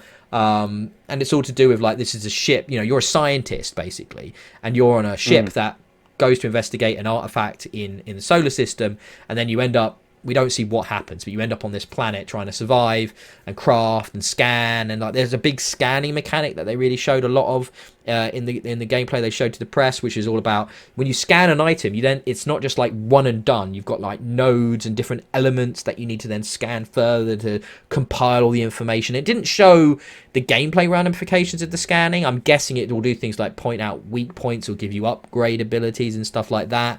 But it was really in depth and really kind of focusing on the idea that you're not just a run and gun soldier guy, but you're a scientist and you know, you're doing science as well as trying to survive. And I actually thought it looked really cool, this Scars Above. There is some video out of it now. I'm just watching some of it now. And you're right, it does have a bit of a Tomb Raider vibe, doesn't it? It does. Not quite that same level of polish. We're not talking AAA studios here. But yeah, interesting enough. I think actually, what that would be like. Maybe not, but it's still early, you know? Still relatively early. Yeah. And I think this could get there. I think this looks really good, really promising. This is probably the one that's kind of the furthest up my sort of radar for the next couple of years from Prime Matter. You have to say it like that because the trailer voice is very serious. Prime Matter. Prime Matter. But this looked good. Yeah. Anything from you guys on that? Because I didn't have a lot to give you, It sounds unfortunately. interesting. Yes. Just one to watch. It does look interesting. They then, interestingly, right, so on the sizzle reel, there's quite a lot of VO from what they showed the press for Project Echoes of the End. They didn't show any gameplay from Project Echoes of the End at the conference, at the forward facing for the consumer view. However, what they showed us was very, very brief. But like I said, enough to take away some of the voiceover to put over the trailer. But it did show that it's running on the new Unreal Engine. And it's the one game on their library that is running on the new Unreal Engine. And it looked absolutely fantastic. Like, the character model design, the fidelity of the images, really, really nice. Is it Unreal 4? Or 5? 5. God, I lose track. 5. Jesus, crazy. 5. But that looked really nice. And that looks like it's going to be a fantasy set, female character-led game. I wish I had more. I do not. They literally, it was 20, 30 seconds, and it was just 2 characters talking. And then a monster showed up. Can confirm is video game. Can confirm. Could be animated movie. Don't know. Probably video game. But I thought, Leah, that it looked like something that you'd probably enjoy. You're kind of, but I don't know. Really, really, really, really early. That's 2-3 years off. Easy. Yeah, so that looked good. Next one, they mentioned that there was a lot of there was some gameplay of this at the press event. I can't remember it, but they didn't show any at the event in the week, and that's The Chant, which is being described as a psychological psychedelic horror game. Yeah, that's kind of, I don't remember it though being anything that remarkable, but it's still early on that one, and it looks like it they're saying interesting things. Psychedelic isn't something you normally take from a video game, so that could be different, sort of trippy, weird, mind-altering experiences. I know Richard's all about the mind-altering experiences, so mostly did that because he's got himself muted at the minute, and I wanted to force the throwaway to him. No. I've got some jelly in my mouth. What are you doing? Why are you eating a jelly right now? What are you doing? We're doing a podcast. I'm hungry. I wanted a jelly. I've also just broken my headphones. Look. Oh no, Richard. They're not even that old. Your head's too big. Oh, mate, I would be. It's very obvious. Not be repaired. Yeah, isn't it? That's a very Are obvious. you quite jelly of Ben's still working headphones? I mean, let's compare £30, £130+ right there. You see, mine haven't broken. Just saying. Right. Okay. Let's move on to one they did show, and this surprised me that this wasn't at the show. Right. This is the new Gungrave game, G.O.R.E. G-O.R.E. They showed a really cool, snappy trailer for this at the press event that was screamed Devil May Cry. Like, it was all chewed, it was all like long haired, edgy, heavy metal, punk rock, gonna blow stuff up and shoot things with my cool weapons that look really silly but are cool, and I've got long hair and attitude. Just deal with it, man. Just deal with it. And it was a really cool trailer, and it seems to be a third-person action game based on that trailer, but I'm completely guessing. They didn't show nothing, not a whiff of this at the event, which was surprising to me. But hey, there you go. Don't know why they did that. Anybody got anything on Gungrave? That's an existing property, isn't it, Gungrave? That's not new. I don't Never know heard it, of it but before. it sounds familiar. I feel like I've heard of it. Before. And now because you guys haven't seen anything. So what are your thoughts on this game that you didn't see? Yes. Anyone? No? It sounds like a game. It is. It is a game. The next one on the dish, as it were. On the dish? I'm just losing it already. I'm only halfway through. This is Just a quick good. point. Yeah. There is already a Gungrave game from 2002, third-person shooter video game on the PlayStation 2. Yeah, I know I'd come across it before. I wonder how related they are. Oh, does it have a dude with long black kind of edgy hair? It's got guy in kind of a trench coaty type situation here. It follows the main character through a variety of stages on a path of revenge. So I imagine we'd have similar concepts. This is a follow up. This has got to be. Yeah, twin handguns are typically used and stuff like that. So I reckon that's what we'll get very similar things of. Which that works fine. We'll have to wait and see until we see gameplay. Please. This next one, the last Oricru, another big sort of Souls-inspired, harder style fantasy RPG. They showed like so much of this to the press that I was genuinely bored by the time it came to an end. Like there was so much gameplay. They didn't show any to the public. I really don't understand this. All I can think of is either they weren't happy with where it was at, like it's already moved on a lot further than what we saw, which is possible. It did look quite early. It didn't look bad. It just looked like maybe they polished it.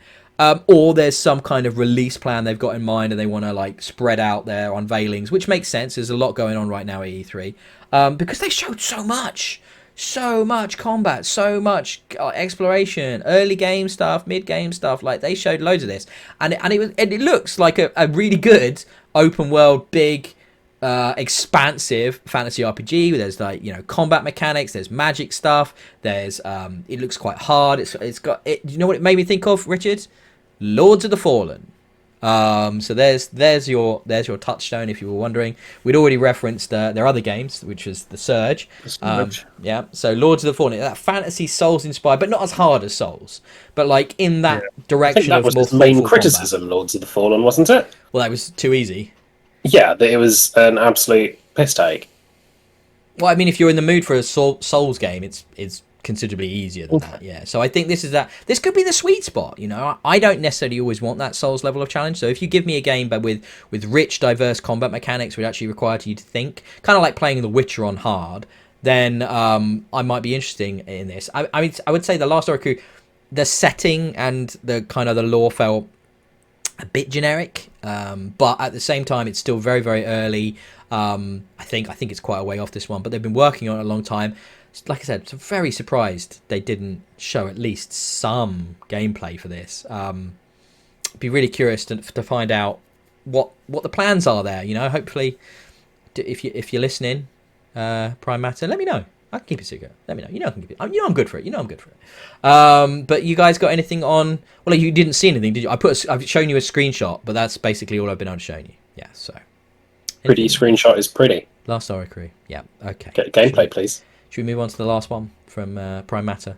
It's difficult to talk about this because there's so little. Right, last one. Crossfire Legion. Now, we know Crossfire is coming to the West in a big way with Crossfire X. That's right, isn't it, Richard? Sorry, handling my dog. Yes, Crossfire X. Yeah. Developed by Remedy. Well, they're doing the single player, aren't they? So that's the famous, and that's a big push for what is, I think, where is it? Korea? Is it Korea? Believe so. Yeah, like one of the most popular video games on that side of the planet, like absolutely massive, and they're finally bringing it over here. And obviously, in a kind of connected release, they're doing Crossfire Legion, which is going to be an RTS set in that universe. And honestly, Crossfire is perfect for that kind of game. I mean, the idea of a near future military SF sort of RTS game, yes, sign me up, give me some CNC style gameplay, let me build bases, let me get all my units together and just crush the enemy or turtle or whatever. I know that's Rob's jam too. So 2 points. Go. 1, sign me the fuck up for this game. Yeah, baby. Because I love that sort of thing. Ben is exactly right. And 2, I'm wondering whether some of the devs wanted a career change. Oh, Christ, man! You just cut me deep every time. Psychopathic is the word. A career change. I mean, you're a monster. You're a monster. Yes, but they seriously, thing sounds really fun. So what again surprised me about this is footage from this trailer that I saw for this, which was there was some in-game bits, but it was mostly a like animated cinematic trailer. is actually in the sizzle reel, as some of Gungrave is as well, and I think Lost Oricru. But they didn't show it separately in the show, and I don't understand again why. And it looks really good. It looks like a fun military, RTS, and I'm down for that. Always. But I obviously decisions were made, and that's the last game. And I do want to talk about that one more time. It's like I don't understand the strategy that went into this presentation. It was 2 hours long, and it must have had a total of about 10 minutes of gameplay in it. I stuck with it because I'm a dedicated lunatic. But, and I wanted to know what was presented to the public compared to what I'd seen. And they've got such good stuff here. Cut it down, make it punchy. For crying out loud, we're going to get onto like the Guerrilla showcase stuff soon. But at one point in their segment, they had an hour of wholesome games last night, is what they called them, right? So indie games focused at like all ages and not violent and maybe educational and stuff. And I haven't got a lot on that, but they crammed over 70 games into an hour. They showed 70 more than games. one game a minute. Yeah, exactly. They just showed trailer. That's too much, right? That's too much.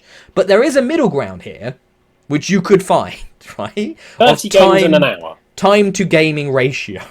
Yeah. So like I just don't know what happened with Prime Matter, and I think it's unfortunate because I was so hyped and I wanted to share that hype and excitement with all of our viewers and listeners and whatnot. And I'm really pumped for this slew of games that come from this amazing selection of titles, and I think there's a real positive future for Prime Matter. It's just a shame to get it off on not quite the right foot. They've kind of come out of the gate a bit stuttery and stumbling rather than running.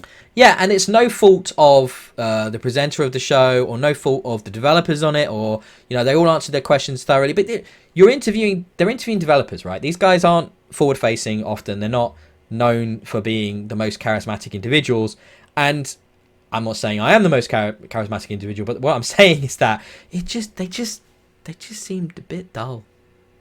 Like it's just that's it. Just a bit dull, so what can you do?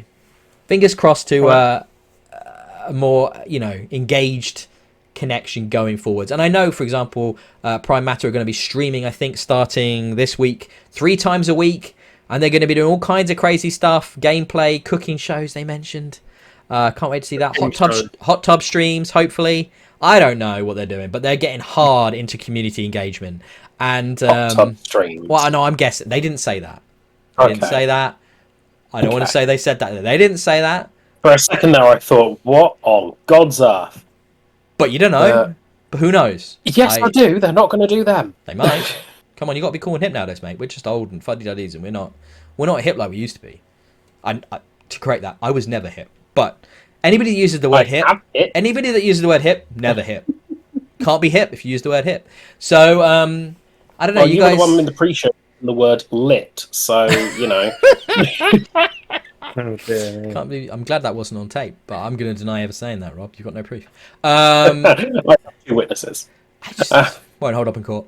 Has anybody got any questions about Prime Matter, about any of those games? Have anybody got any final thoughts before we move on? No, move on. Interesting stuff. Let's see what we got next. We're up to the IGN EXPO, which was basically... They nailed this. They had some decent presentation, fun enough guys. Didn't spend too much time on them. Lots of games, lots of stuff. Kind of a mixture of indie stuff, DLC, some stuff we'd already seen, and then new stuff on the horizon as well. They got some pretty good scoops here. Who wants to kick us off? Rob, why don't you kick us off? I'll kick us off. I'm going to do a bended slightly earlier, and I'm going to talk about the Doki Doki Literature Club, which has been confirmed as coming to consoles for the first time. It's been a Steam game that's been out for years. Some of you may know this game by reputation. The fact it's coming to consoles is big. It is not the game it looks like in the trailer. It is very much a Trojan horse of a game. Play it and enjoy it, and go with the journey it takes you on. I love this trailer because it starts with things like quotes that a game that will unnerve you, and then uncontrollably horrific. I'm watching it right now from Polygon, and then I think what was the third one here? I can say with great certainty this is one of the scariest games I have ever played.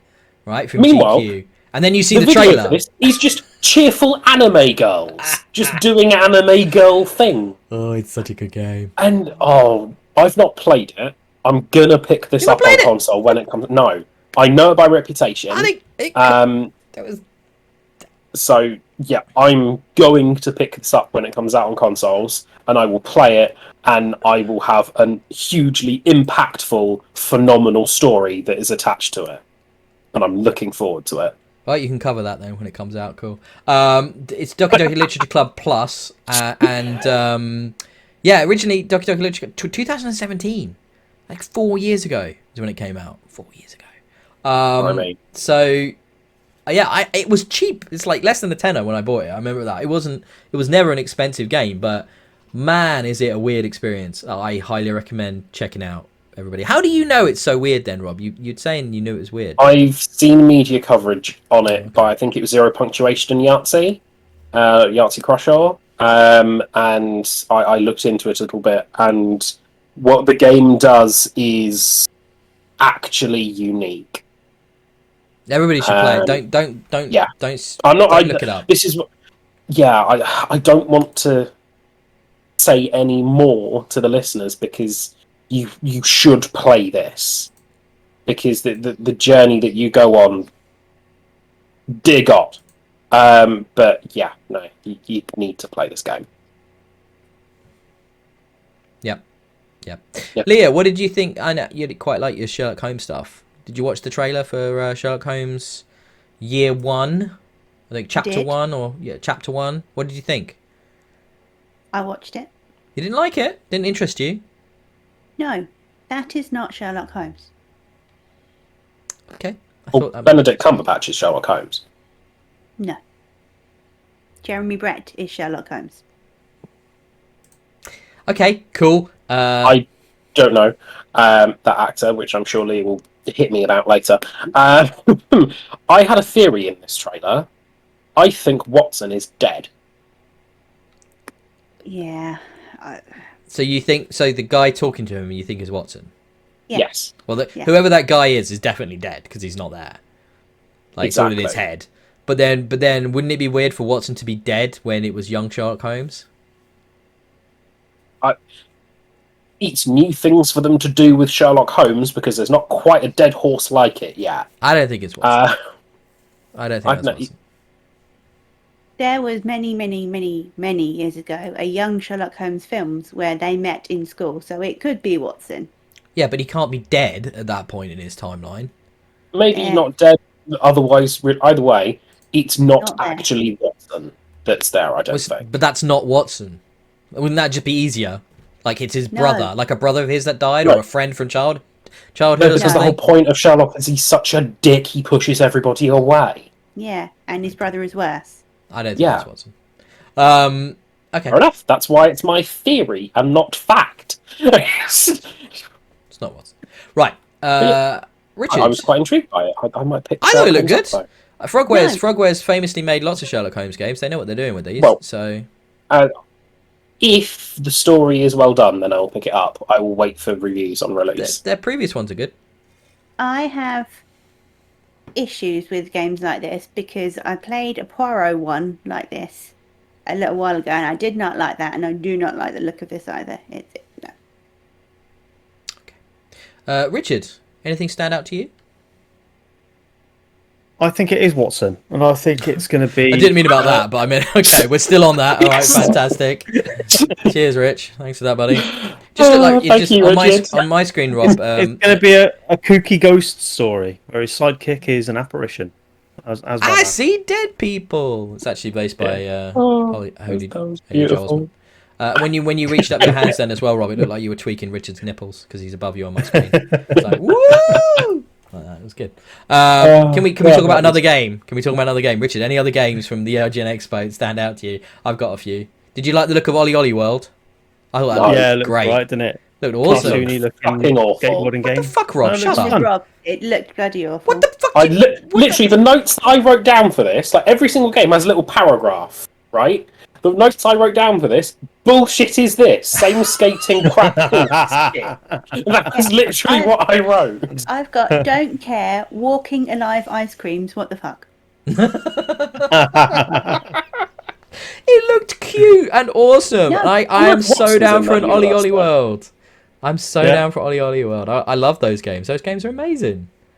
I'd play that. That looks fun. Yeah. But the thing that stood out to me on the list was Bramble. Oh, mate. Oh, Bramble. mental. Bloody The hell. stabbing simulator. Jesus H. Crizzle. Holy As Maloney. fuck, no thank you, was what I wrote. Literally 6 words. I thought it looked You amazing. can tell me all about it. I will sit here and not play it. Who hasn't dreamt about murdering their own father with a big knife? I mean, Is it come their on. father? I think the We don't implication know. is that, yes. I think Oh, so did you jump over lily pads and have some creepy lake woman like sprout from the water? it looks Is good. that what happened as well? It looks No. good. Yeah.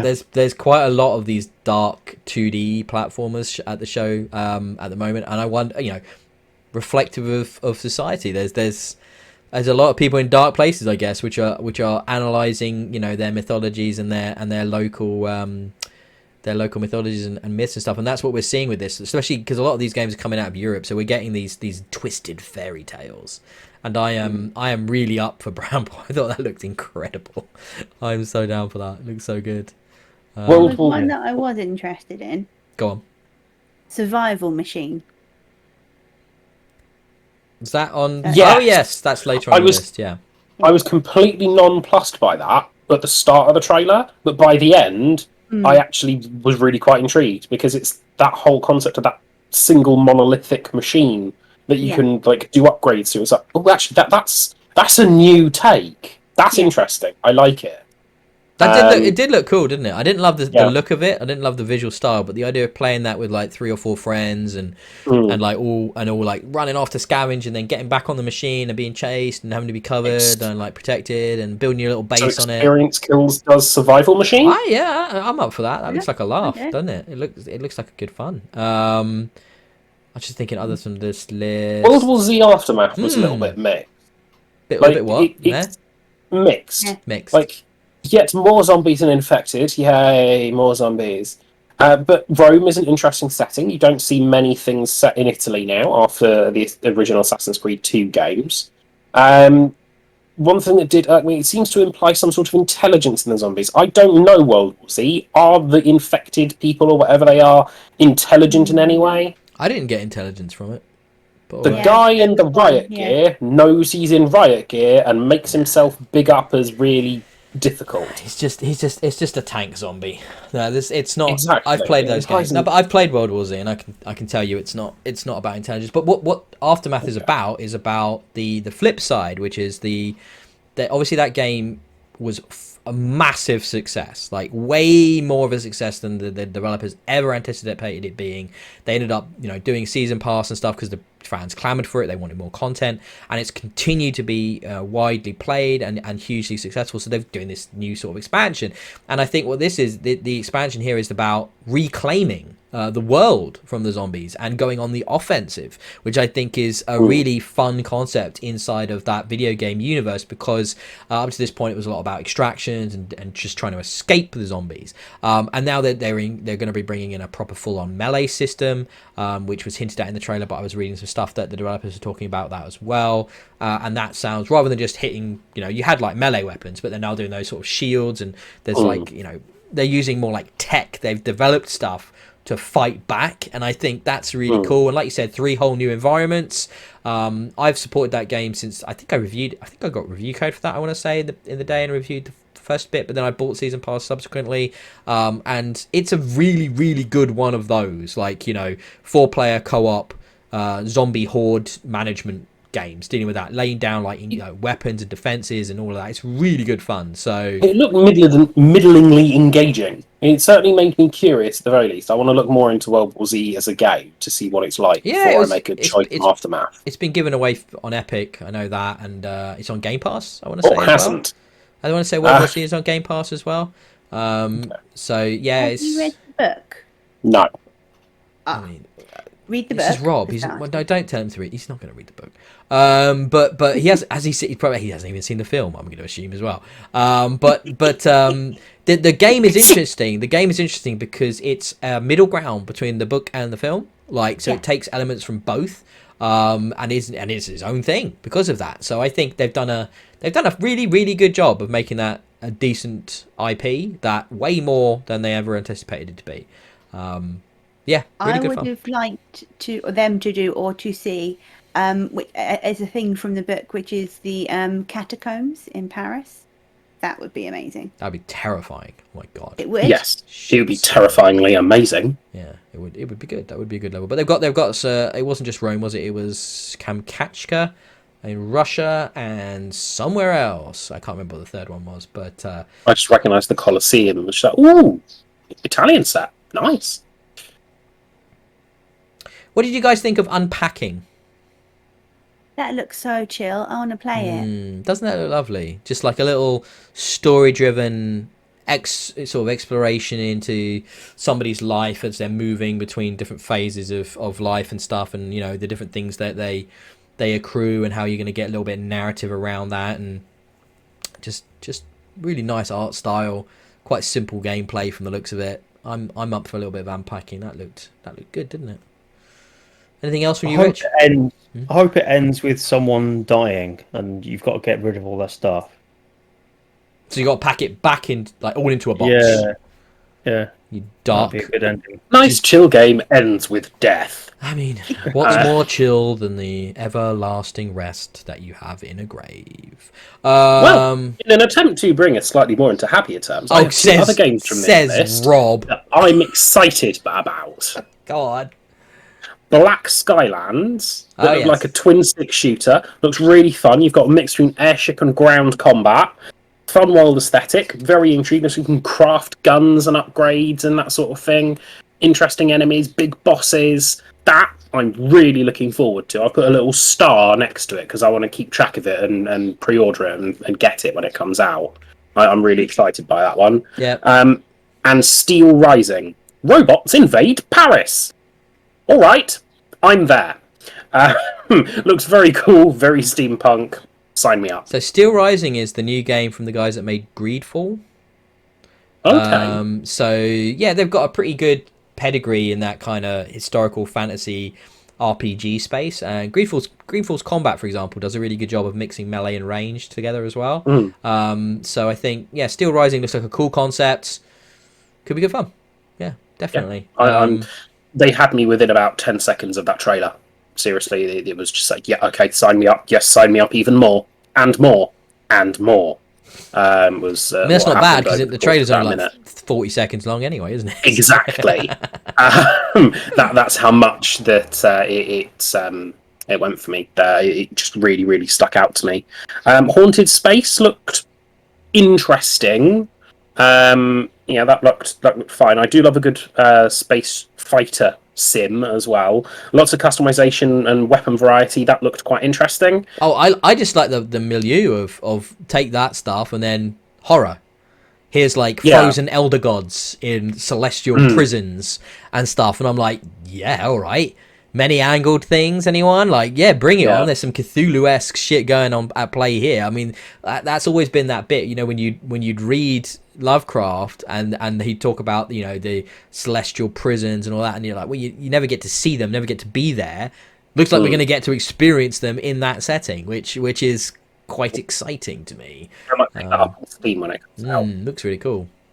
The note I've got from that is knockoff X-Wings. Yes, I mean, yeah. It reminded me a lot of like Elite Dangerous and stuff like that. It reminded me a lot of that. Did any of you from Splitgate get the theme that it was basically Unreal Tournament, but with portals? Yeah, it looks like fun, doesn't it? Yes, yeah, I've got that note as well. I like the idea of bringing portals into a first-person shooter setting. Sounds like just insane chaos. Like, that's going to be incredible. I'm well up for playing that. They can get the physics to work properly. Oh, That's going to be interesting. I like the oxymoron of that sentence. The physics to work properly in regards to portals that are not physically plausible or real. So there you go. Yes.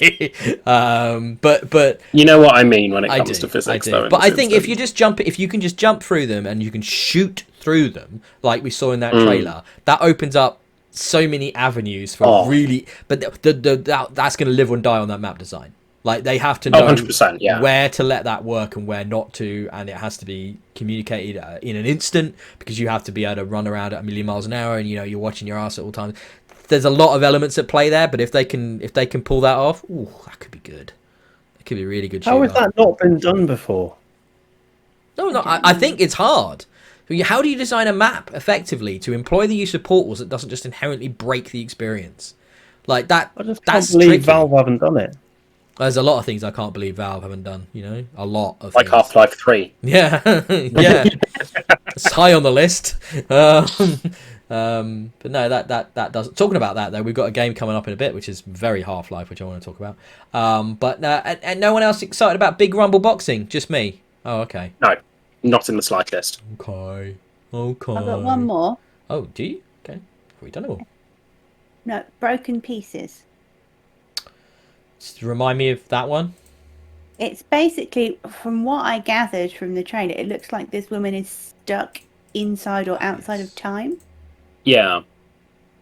It looked really interesting. I really love the concept. I was a little bit worried about how stiff the animation and mobility looked on everything about that character.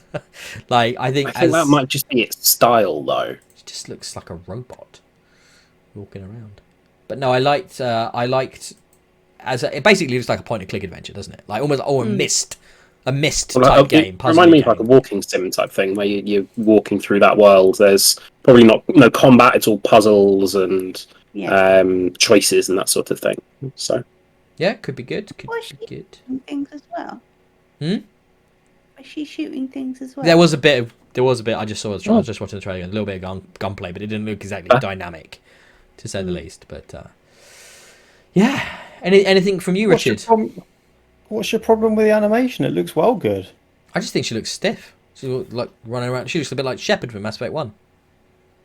And you love Mass Effect. I do, but come on. His animation in the first game is not the best. Like, hi, I'm Commander Shepard, and I'm the only one that jogs on the Citadel.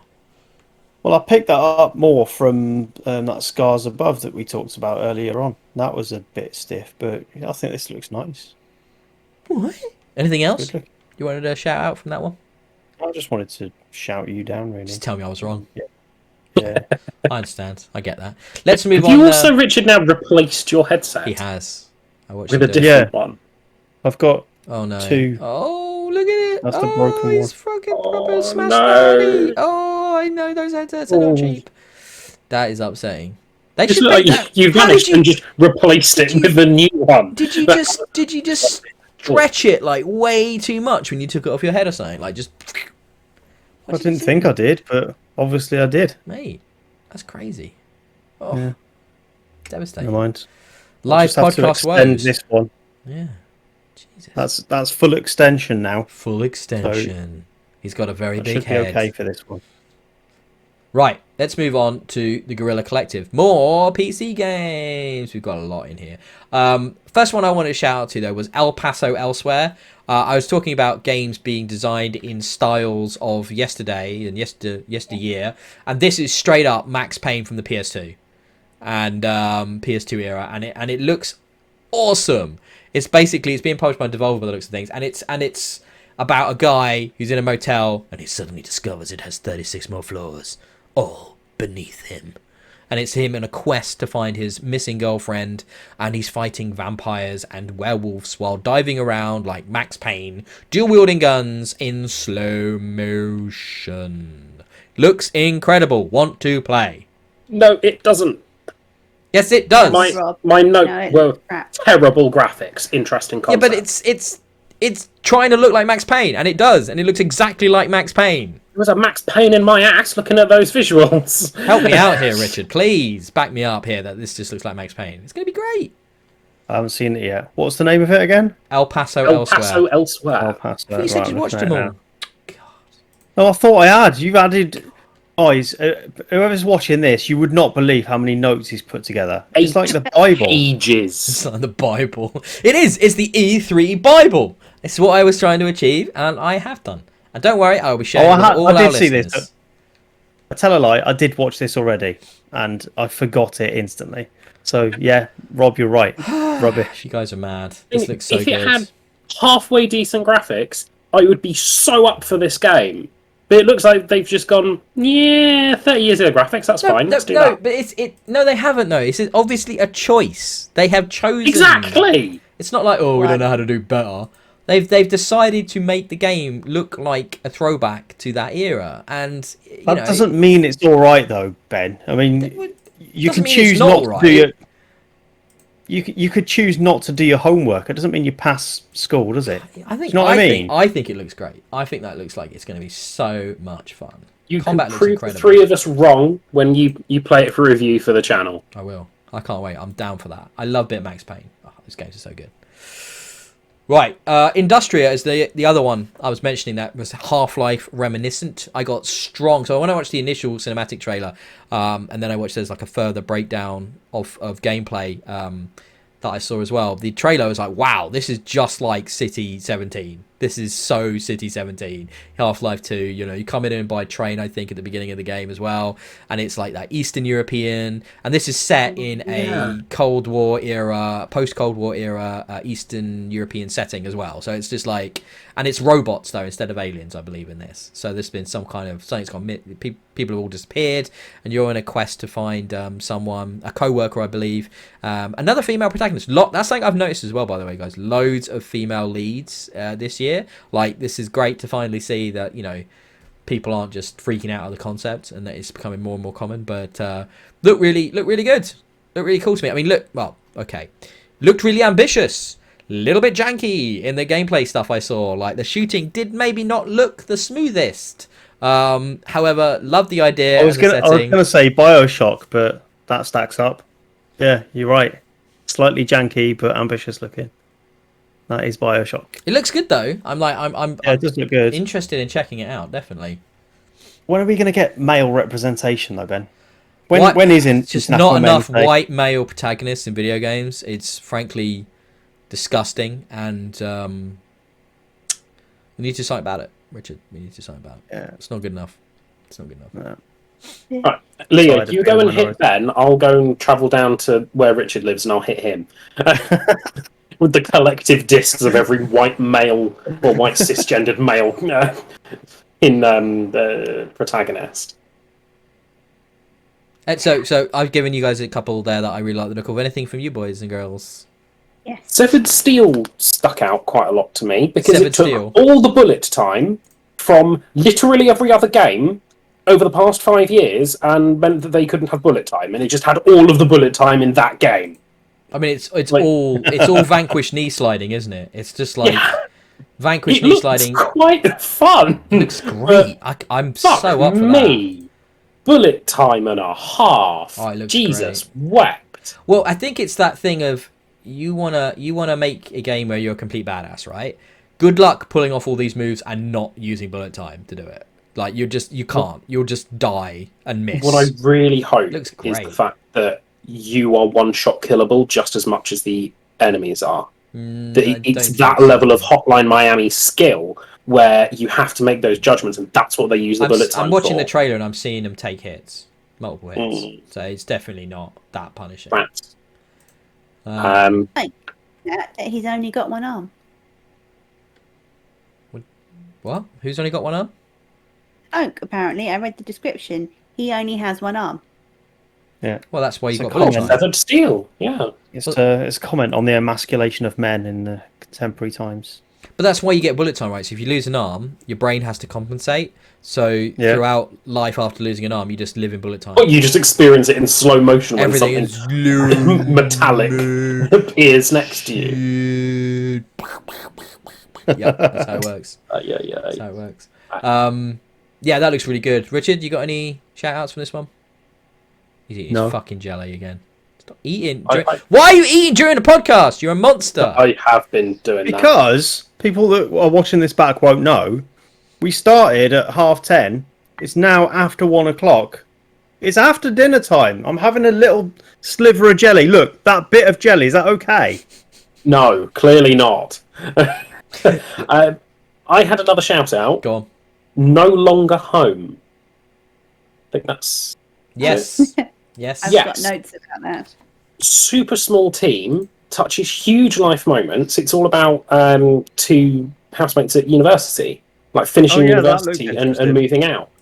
It's not going to be a game I go for, but the notes that they're trying to touch on and the story it sounds like they're trying to tell, that is pretty much ubiquitous for everybody. There'll be some level of identifiable placement of yourself in that game somewhere, I reckon. I think that's hugely brilliant, and props to, I think it's a couple, or it's two people at least. I don't know whether they actually are a couple. But Yes. props to them for making such a legitimately intriguing one of these games. They've said, it's partially autobiographical, and Yeah. I believe they were romantically entangled in their final year, and then they had to split up and go their separate ways, and trying to keep that going, and what that means and how to do that, and then come back together and stuff, and go through life and things like that. I love the way you said, by the way, this looks great. It's not a game I'm going to play, but I can. I love that. It really I'm not impressed going to me play it in a with- million years, but That's not what I said, Ben, and you know it. Please don't put that when I'm trying to actually give props to this. but you did say you weren't going to play it. You said that. Yes, but I never said I wasn't going to touch it in a million years. That's Okay. two different things. Going, no, I won't play this one, to never touching it with a barge pole. Okay. Very different concepts. All right. The props and depth of the story, I think, was brilliant. So Yes, it it looks really, really good. It looks fascinating. I love little games Yeah. like that and stuff. Yeah, really brave and trying stuff. What about you, Leah? Did you pull anything out? Yeah, I pulled out two things. Serial cleaners. Yes. That looked cool. Where basically you're going around mopping up after murder, but you have to let no one see you, which was cool. Yeah. So this Um, is a sequel to Serial Cleaner, which was the '70s set. Previous game, I think we reviewed this on the channel, and it's kind of like a puzzle game almost, because you have to kind of like clear up these often really disgusting, violent murders while avoiding like guards and police and stuff like that. Well, I don't know why you wouldn't just wait for them not to be there, but like, I guess that'd be a less exciting game. They've come back here with, I think it's set a bit further along in time, like 80s or 90s. They've changed the visual style considerably. It's a lot more like realistic looking now, because the original had a really kind of, I guess, sort of cel-shaded abstract look to it almost, but this looks a lot more like realistic and stuff. It looks cool though. It's a weird, dark, funny concept that you're the guy that cleans up after horrible like gang murders. It's pretty messed up, but yeah, it does look good. And then the other one I had was Potion Craft. I It thought had a very unique style of art to it. yes. That really did. I thought when I saw this though that Leah, you'd put this on your list. It looks, I don't know how to describe it. It's sort of how there's not a lot of game here in a traditional sense, is it? It's like the game is almost like spreadsheety. Like you're picking ingredients and mixing stuff and seeing what happens. It's got a great that art style was fantastic. But yeah, obviously it's sort of meant to be sort of an apothecary back in the day, hundreds of years you're ago. practicing alchemy. Brilliant. Yeah, I'm going to play the shit out of that. It looks really interesting. Looks really different. But I think that's I want to say it's like a Tiny Build or Devolver published one as well. But that interesting. It is Tiny Build. It's Tiny Build, yeah. You got any others, Rich? No, not on the list. But oddly, looking at trailers, I've just been bounced off to a new Evil Dead trailer. So curveball here, but I just want to talk quickly about Evil Dead, which looks fantastic. Have you seen this? Yes. They mentioned that they revealed it ages ago, didn't they? Or announced it at least. But this is the first gameplay I've seen. It's really confusing, isn't it? Because there was a previous Evil Dead game not long ago, a few years ago, that got kind of dropped by the devs. And I feel like this is them now, like they've tried again, and this time they're actually going to put the resources into making it what it should have been, because it's exactly the same style of game. It's exactly that, survival, asymmetrical multiplayer, that kind of thing. So this time, hopefully, they do it right. I guess. Well, it looks like they are. I mean, being based on the B movie of B movies, it looks like it's really well produced. I'm surprised how good it looks. So yeah, I just wanted to chuck that in there as a surprise mention, because I didn't know that there was new stuff on that, and I've just noticed it. So keep an eye out for it. Yeah, legit. Anybody else got any more? Indeed, I do. Bullets per minute. That's so cool. I think it's been out on PC for a while. It's basically a rhythm dungeon crawler almost, where you can only fire your gun and reload in tune with the rock music that is going on top. So, but same the enemies, they're constrained on when they can attack by beats in the music. So you have to time everything so perfect. It looks so much fun. I'm really hyped for that. I really want to play it. So I'm looking forward to that coming to consoles later this year. The idea that it kind of creates this cinematic moment because of the way you're like with the soundtrack, it sounds really curious to me. I just wonder. I've not played it. I know it's out on PC. I might check it out as well. But I just wonder, is in a first person shooter, does that feel constrained? Do you feel like you're being? It's not fun because you can't just attack when you want to attack. Or does it feel awesome because of the way it connects with the music, which is obviously what they're going for? I'm really curious. I'm really curious. Is it that you're restricted to when you can attack, or you're just rewarded for getting it right? Do you know what I mean? Because that's a big difference. You can play it as a regular shooter, but if you ain't got no rhythm, you ain't going to do very well. That's one thing. But yeah, Ben's right. It would feel weird, wouldn't it? For something as twitchy and traditionally responsive as an FPS, for you not to be able to shoot when you want to shoot would not feel good. I wonder. Go on. Well, it becomes more of a dance where you have to dodge and choose your moments, and I think this is a game you will have to play listening to the music. You know, because often I'll have Netflix on, or like Community or The Office on while I'm playing Destiny or whatever, right? But I think for bullets per minute or BPM, you're going to have to be paying attention.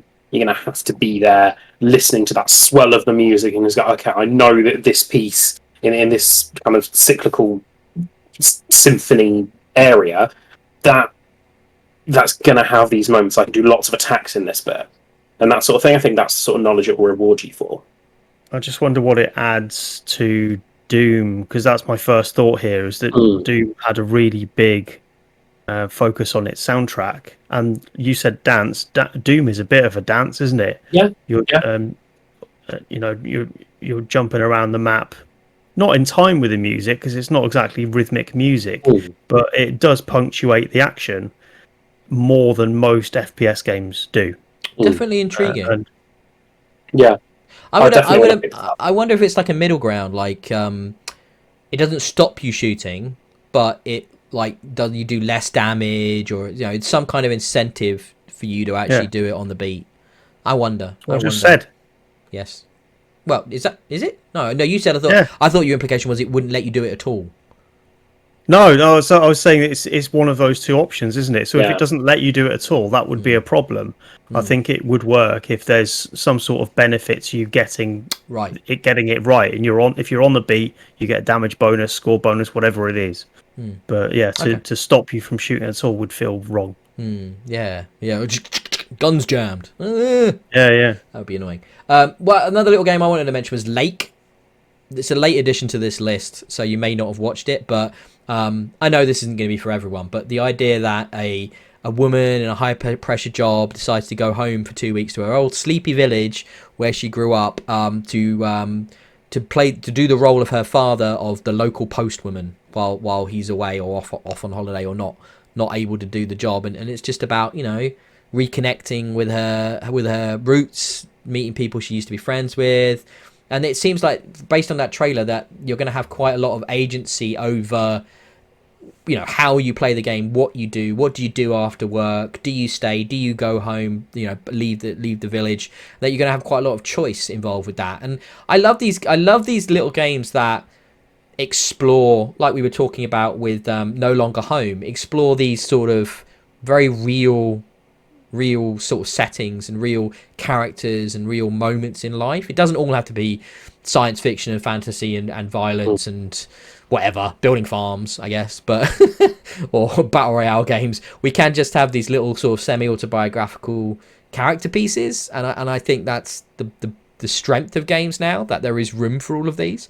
So I'm going to definitely keep an eye on Lake. Yeah, it just seemed like, and it's also got like a really nice trailer with a really nice narration to it if you haven't seen it. So every time I turn the page of my book, I'm finding more games here from this particular showcase. It's mad. Lego Builder's Journey. Yeah, I saw that and thought you Puzzle game. Why has no one done this before? Well, it's been out on mobile for ages. This has existed as a mobile game. It's now coming to PC. Doesn't it just look like the chillest thing? Yeah. Oh my god, so chill. It's a Lego building puzzle game. It's literally Lego. When the Lego waves come in and wash up, I was just like, oh my god, that's the chillest thing ever. Did you notice the little Lego guy's got like a little Lego backpack on? Yeah, it's just a little so Lego cute. skateboardy thing. I tell you what though, so the trailer I showed you, this coming to PC and it's fully RTX ray trace support. I will admit that trailer had lovely lighting. It looked gorgeous. Like it looked gorgeous. It's like, this is just what I needed though. You know, you need your nicely lit Lego bricks. That's a nice clean like Lego brick puzzle game. I quite liked Grime. Okay, I don't remember this one. I've just got 2 question marks. It's got what? Kind of. It reminded me a little bit of Ori, but it's got side-scrolling dungeon crawler-ish type vibes. Lots of weapons. It was the one where the axe chewed through their health bars. It looks quite interesting. You had, I think, the developer doing the walkthrough of it. And you had your character jumping through. There's lots of combat in there, and lots of different weapons, different styles. You can like deflect attacks, all that sort of thing. Really cool looking bosses. I'm on board for Grime. That looked really good fun. Nice visual style. I'm just looking at the trailer again now. Does look good. Got that nice 2D but 3D look to it. You know, so 3D characters but 2D perspective. I really like the look of that one. I'm going to keep an eye on that one. Probably pick that one up. I think the art style put me up on that one. Okay, I think that's the end of the Guerrilla Collective was amazing, right? So Guerrilla Collective happened over 2 different days. There was one last week and one this week, and it showed off like this isn't even a third of the games that I put on the list. There is a lot. So if you get a chance, guys, if you're interested, go to their YouTube channels, go to their website. I'll have links and stuff in the show notes, and just have a look. There's so many games that they're drawing attention to, and I think we'll talk about that at the end of the podcast. But this is part of the problem with E3 right now, in a way. So we'll come back to that. But shall we move on to Ubisoft? Yes. Right. So I've highlighted a couple of things at the top of this. So the first thing was like Rainbow Six Extraction. Where do you guys fall with Rainbow Six? Quick question. Is this Rainbow Six Quarantine that they definitely didn't have to rename? It definitely is Rainbow Six Quarantine, which they definitely did rename. Yes. I thought so. So this is, weirdly, this is a full game follow-up to a season they did in Rainbow Six Siege called Outbreak, which was to do with this alien pathogen, and I believe it was like 3-4 seasons back, quite a while back, and they thought, this is cool, let's build this out to a full new experience. And then 2020 happened. Yeah, but it's alien goo, so I think we can get away with it, just about. Well, the name Quarantine, they couldn't. No, not Quarantine. So I think the thing I want to mention about this, a couple of gameplay elements that may not have come across in the initial trailer if you didn't watch the deep dive, but the 2 things that I thought were crazy was permadeath, or the equivalent of permadeath for your operators, which is mad, and then how you can then run operations in co-op or with up to 3 players of you at once. You know, think fire teams a la Destiny, and you can then save that operative who has been captured by the alien menace, and then until you do that, you don't get to play as him. That is a brave move, isn't it? That is a gutsy move for a game like this. I like that. It kind of balances the XCOM squad of, well, you lose Rodriguez and, well, he's fucked. And going, actually, no, I really want to like find a way to get him back. Well, I think the difference with XCOM really, is really good. there's always more soldiers in XCOM. You're going to have you have a finite amount of operators. They're named characters in Rainbow Six. So if Sledge gets caught by the aliens, you don't get to use Sledge no more. That's kind of nuts. That's awesome. Got to hammer it out that you make sure to pick up Sledge. He does actually have his big. He does go around with a sledgehammer to like knock through walls. That's Sledge's thing. So yeah. So, Okay. You were actually on point there. It wasn't even a pun. You were just right. You didn't realise.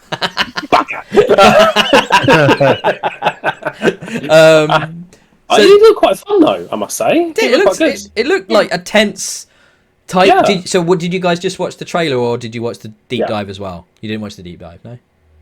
No. Okay. The deep dive is great because it shows a bunch of gameplay, and it is the Rainbow gameplay you kind of expect, but it's all just co-op. It's not adversarial, and it is very much like you have to work very closely with your team and your different abilities and your different loadouts to tackle the various different tiers of enemy aliens and stuff like that. And the goo you see isn't just visual. It has an effect on gameplay. It actually slows your progress down and creates spawn points for the enemies, so you want to clear that as well. So they've thought of a lot of elements here, but it does also feel like, why isn't this just like DLC for Rainbow Six Siege, like an expansion pack? The fact that it's a full game is a bit odd to me, and it feels like it's probably a full game because of COVID. Do you know what I mean? Like, we need something. We need releases. Okay. No, what about they're doing a quarantine? seasonal model. They just do seasonal models still. Yeah, but they did that. They did this as a seasonal. That's the thing. They did Which this. makes me think that they wanted to go in other directions, and this is why they decided to expand this out and make this a bigger campaign. It looks really fun to me, and as you know, I'm not that keen on multiplayers, but as long as I was playing it with people I knew, I would probably actually play this. Not put off by the whole kind of like you get caught, you're out thing. No, and it's not permadeath, it's foamy death. Yeah, it started off with them describing it as like, it looked way more serious, and it's like if you go down, you like use this hibernizing sort of like gel that covers your character so that they don't get infected, but they can be like held by the parasite and caught. But you're like in suspended animation, basically. So your character doesn't die, they're just immobilized. Which I thought was one way of explaining it in universe, I suppose. Richard?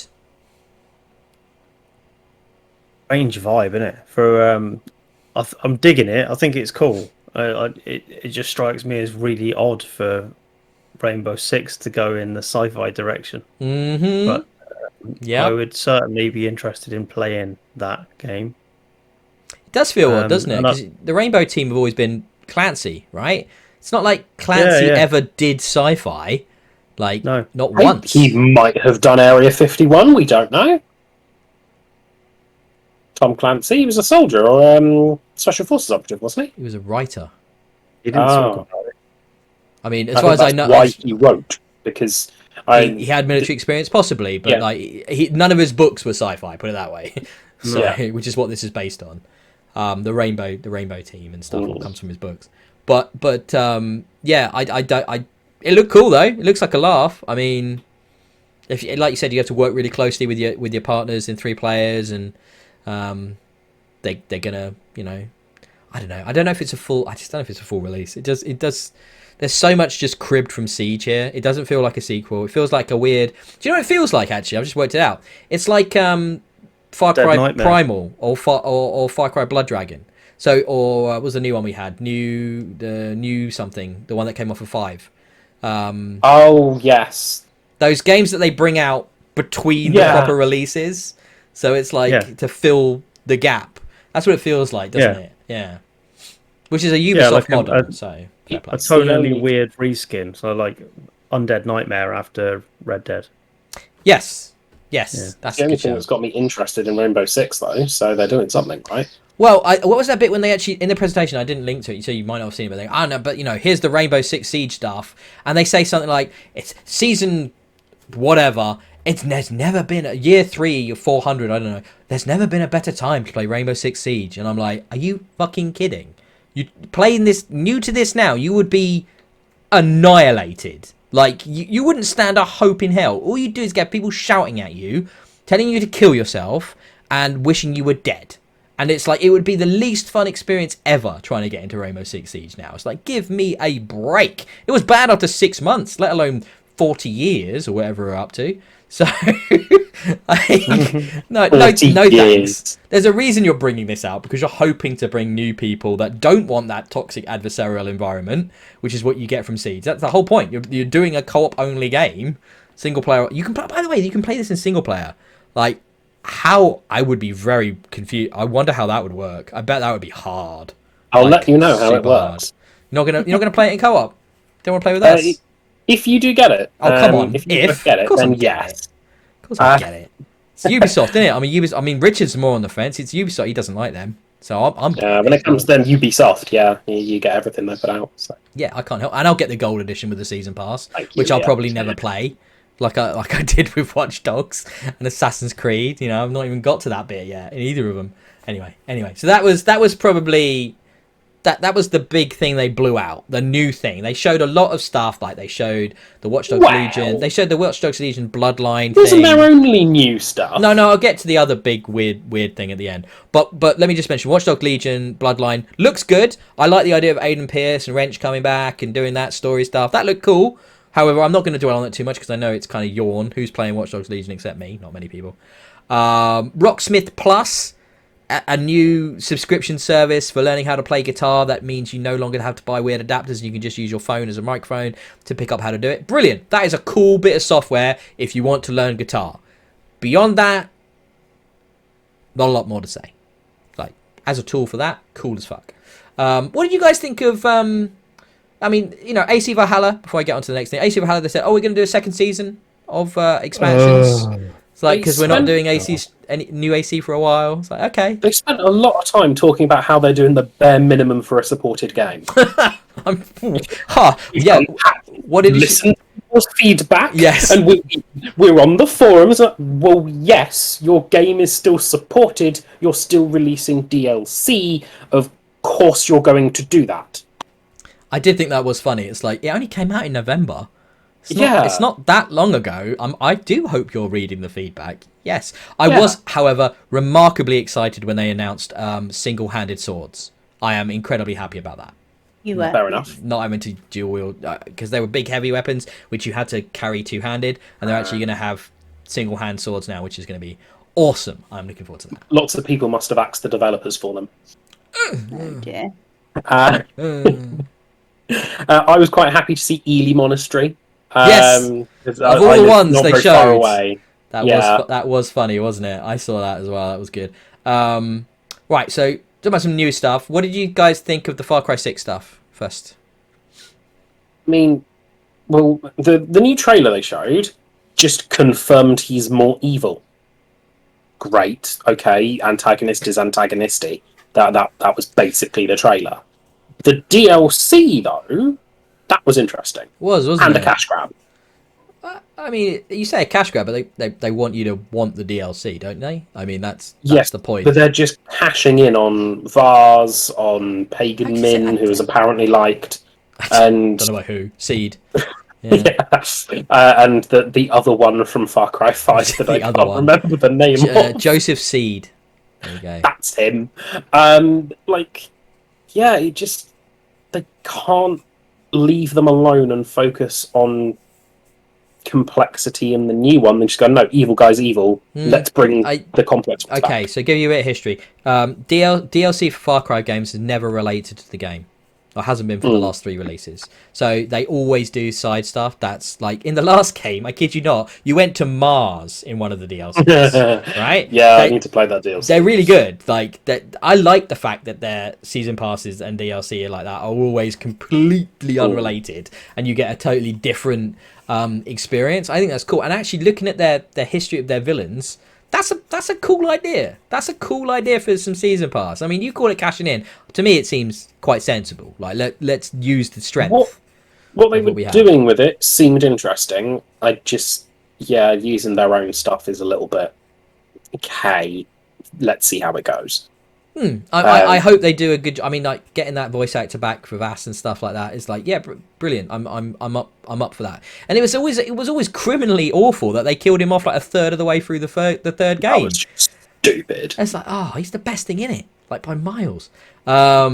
But it's fine. We get Blood Dragon again. A re-release of Blood Dragon. Well, they re-released 3, Again. didn't they? They re-released 3 with the last season pass. So now they're doing Blood Dragon, which was connected to 3, wasn't it? So it makes sense again. But the actual game, like the interesting thing was they had the actor that's playing the new bad guy on with Keeley. And the bit that was really interesting with that is they interviewed him and he was brilliant. Like he's the best thing about the show. He is so over the top. And then, but basically, he's arguing with Keeley about how he's not a bad guy. How actually what he's doing is completely justified as someone that loves his people and totally like buying in. Like obviously, this was something they agreed upon with Ubisoft that he was going to double down hard on it. And I'm like, that's pretty genius. And then they bring out that trailer and he's like, yeah, murder everyone. So, oh, okay. I think he's a bad guy. Call me crazy, but I don't think you can justify murdering a boatload of innocent civilians. But good luck with that. I thought it looked good. I'm gonna be an idiot. I'm gonna play it. Even though I think the podcast before I was complaining about how boring these looks, I'm almost certainly getting it. Yeah. Who am I kidding? Why? Because I'm an idiot.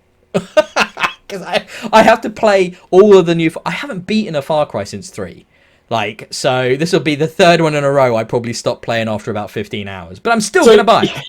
You haven't beaten one, you can buy it. This one's going to be different, guys. No, I don't think it will. I will admit to myself. It's not just that you buy them, it's that you buy the most expensive version knowing you're not that interested. Well, I was actually eyeing up... absolutely crazy. I was actually eyeing up the £120 digital deluxe version of Battlefield, the new Battlefield the other day, Richard. So that's out there now to pre-order. 120 quid, and I'm like, I should get that. What do you get for that? I'm considering that too, actually. Yeah. Oh, come on. Stupid together. Stupid together. Yeah, good man. Glad it's not just me. I want to play that game a lot. Just enabling him. Why do you think I do this podcast, Leo? It's to be enabled. That's why this exists. Right. Okay. Watch Riders Republic. Anybody interested? Yeah, I thought Rob might say that. Right? Leah's like, I'm out. Richard? No. Did you guys play Steep? No, I've got it. I think it was... Where have I got that? Is it on Game Pass or Games Gold or PlayStation Plus? I own it somewhere. It's so well much of a favourite of yours that you can't remember where it is. So, Steep is the game they made before this one, and you can clearly see the evolution from Steep to this. So Steep was kind of Riders Republic, but only in winter sports terminology. Whereas now we're moving to that concept, but in a much wider, broader sort of concept with this huge amount of players all at once. The concept of that game isn't a bad one. I'm just not sure it's a fun one. Do you know what I mean? It's like looking at it, I'm like, yeah, I mean, flying around in like a rocket pack wingsuit does sound cool, doesn't it? I mean, and like mountain biking down these ridiculous things that you'd never do in real life, that sounds cool. But the problem with Steep was it was like that, and a lot of things that sounded cool, when you actually did them, it was like, eh. Let alone the learning curve was really steep in that game. You idiot. Just trying to make me mate, it's all going downhill from here. Now we're approaching 2.5 hours. I think Rob's just not even trying anymore. Okay, right. So we'll move on from Riders Republic. Mario and Rabbids. I'm probably going to get Riders Republic, but if I do, I probably won't get it straight away. That's one I can wait on. But right, next one up. Let's do Avatar before we do the other one then. You don't want my feedback on the other one first? We'll hit that one next. But so what? Avatar. This was bummed me out because they teased this right at the end, and he was like Snowdrop and licensed, and I'm like, Star Wars? Can it be Star Wars? Can it be Star Wars? And it's Avatar, and I was like, okay. I mean, it looks alright, doesn't it? It looks okay. Anyone? It looks really fun. I'm actually reasonably excited for this game. It's an interesting world, yeah. Like I've always thought that about Avatar. It's a cool sci-fi world. The story the movie chose to tell was Pocahontas. Yes. So less exciting. Correct. But this actually looks fun. and looks much better than the Avatar movie game tie-in they did on the Xbox 360, which I played and have spared you all from. Is that what you did? You just play that for the Chivos? No, I played it because I thought it might be good. I was wrong. I see. It's an easy Chivo one, isn't it, Rich? Is it? I think it is. I haven't played it though. Wow. You are better off for not having done so. I'm impressed. It's really bad. But yeah, this looks fun. Looks interesting. You know, cruising around, being able to fly by the looks of it. Does feel a little bit like this is Assassin's Creed Pandora, but you know, it's or Far Cry Pandora. But yeah, it should be good fun. Well, we've not seen any gameplay yet, though, have we? So God knows what you can actually do. This just looks like, I don't know, cutscenes from the film almost. I can't see anything game related in this. Yeah, we don't know. I imagine there is a film coming out soon because how many sequels has Cameron got lined up now? I think he's up to 13, I think. 33 at last count. A lot, but yeah, I think that's what it's going to tie in with it next year, isn't it? When the game comes out. Yeah. I was like, yeah, like Richard said. Oh, remember Pandora? Cool stuff on that. Blue people, weird animals. Oh, and then there's also humans with mechs. That's cool. And I'm like, yes, this is cool. I would personally prefer to be on the human side. You know, flamethrowering their sacred tree and firebombing their villages. That sounds like a really interesting like Narm thing I could do. I don't know. I want to be Jake's. I'd be annoyed if I don't get to be Jake. He is obviously the most well-remembered character in the last 20 years. Jake Sully, I believe was his name, wasn't it, from Avatar? Is that played by Worthington? So, you know, why do I remember this shit? It's so upsetting. But like, and then I don't know. Can I have head sex if I'm a Navi with my tentacle bits? That's important to me. If I get to be as a blue person, you know, blue people love for life. You use the same appendage to link to animals that you ride around on. Let's just not dwell on that one too much. Yeah, James Cameron is open. Leah's face when you asked if you could have head sex was just a dream. I mean, it's all about the blue people, guys. Everybody knows blue is the sexiest color. I don't know what it could be. It could be an open world. I mean, I'd hope it would be an Assassin's Creed style big open world thing, or you know, Horizon Zero Dawn, which has got that lush environment. But it could just be a third person like Tomb Raider style game, couldn't it? A bit more funneled. Bit more action adventure. It really could be a lot more constrained. We just don't know. It's clearly going to be an open world adventure game where you have to clear like lookout towers of some description and return the area. To be fair, they haven't done that in a long time. They to clear stuff. It's not basically every Far Cry game. Go to this place, clean this area out. Oh, Far Cry. Every Assassin's Creed game, you go to this area, clear it out, it gets returned back or comes under your assassin's control. It's not how they it's exactly what happens every single fucking game. Rob, they haven't done it in the Assassin's Creed in about 4 games. I remember having played Origins and Odyssey, and you have to climb and do the bloody eagle jumps to synchronise crap. All it does is give you a fast travel. It doesn't unveil anything. So it unveils local side quests and missions. Okay. Anyway. So, but perhaps, but we don't know, do we? So that's the thing. We don't know for certain, but we can make some very educated guesses. I mean, obviously, those games require a lot more time and money. I'm not even sure which Ubisoft studio is working on this. But this was announced in 2017. Yeah, I think everybody thought this was going to get quietly cancelled, but so I'm kind of amazed that they're actually showing it.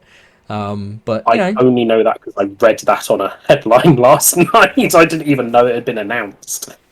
So let's move on to the one obviously everybody is incredibly excited about: Mario and Rabbids, Sparks of Hope. We're back to the Mario and Rabbids universe.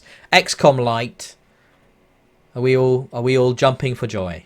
Would you like to hear what I wrote for my little feedback of this? I'm sure it was super positive, Rob. Verbatim. This is what I wrote. Hatred for Rabbids grows. Poor Mario. Fuck you, Rabbids. Underlined. Hopefully the Rabbids die. That was literally what I wrote. I have no time or patience for this franchise at all. Release Mario from it for the love of our sanity. Love it. Sparks of hope that the Rabbids die. I just play. Can I just play XCOM? So I don't. I don't have a huge love for Mario. I certainly don't have a huge love for Rabbids. I mean, the fact that they've taken this to the Mario Galaxy setting, and that they've gone out there, so there's much more kind of freedom for creative level design. They're obviously doing a lot with making the action a bit more immediate, less turn-based, a bit more engaged. They've made some tweaks to that. That's very clear. It's just the weirdest property, though. But I don't know. It is weird.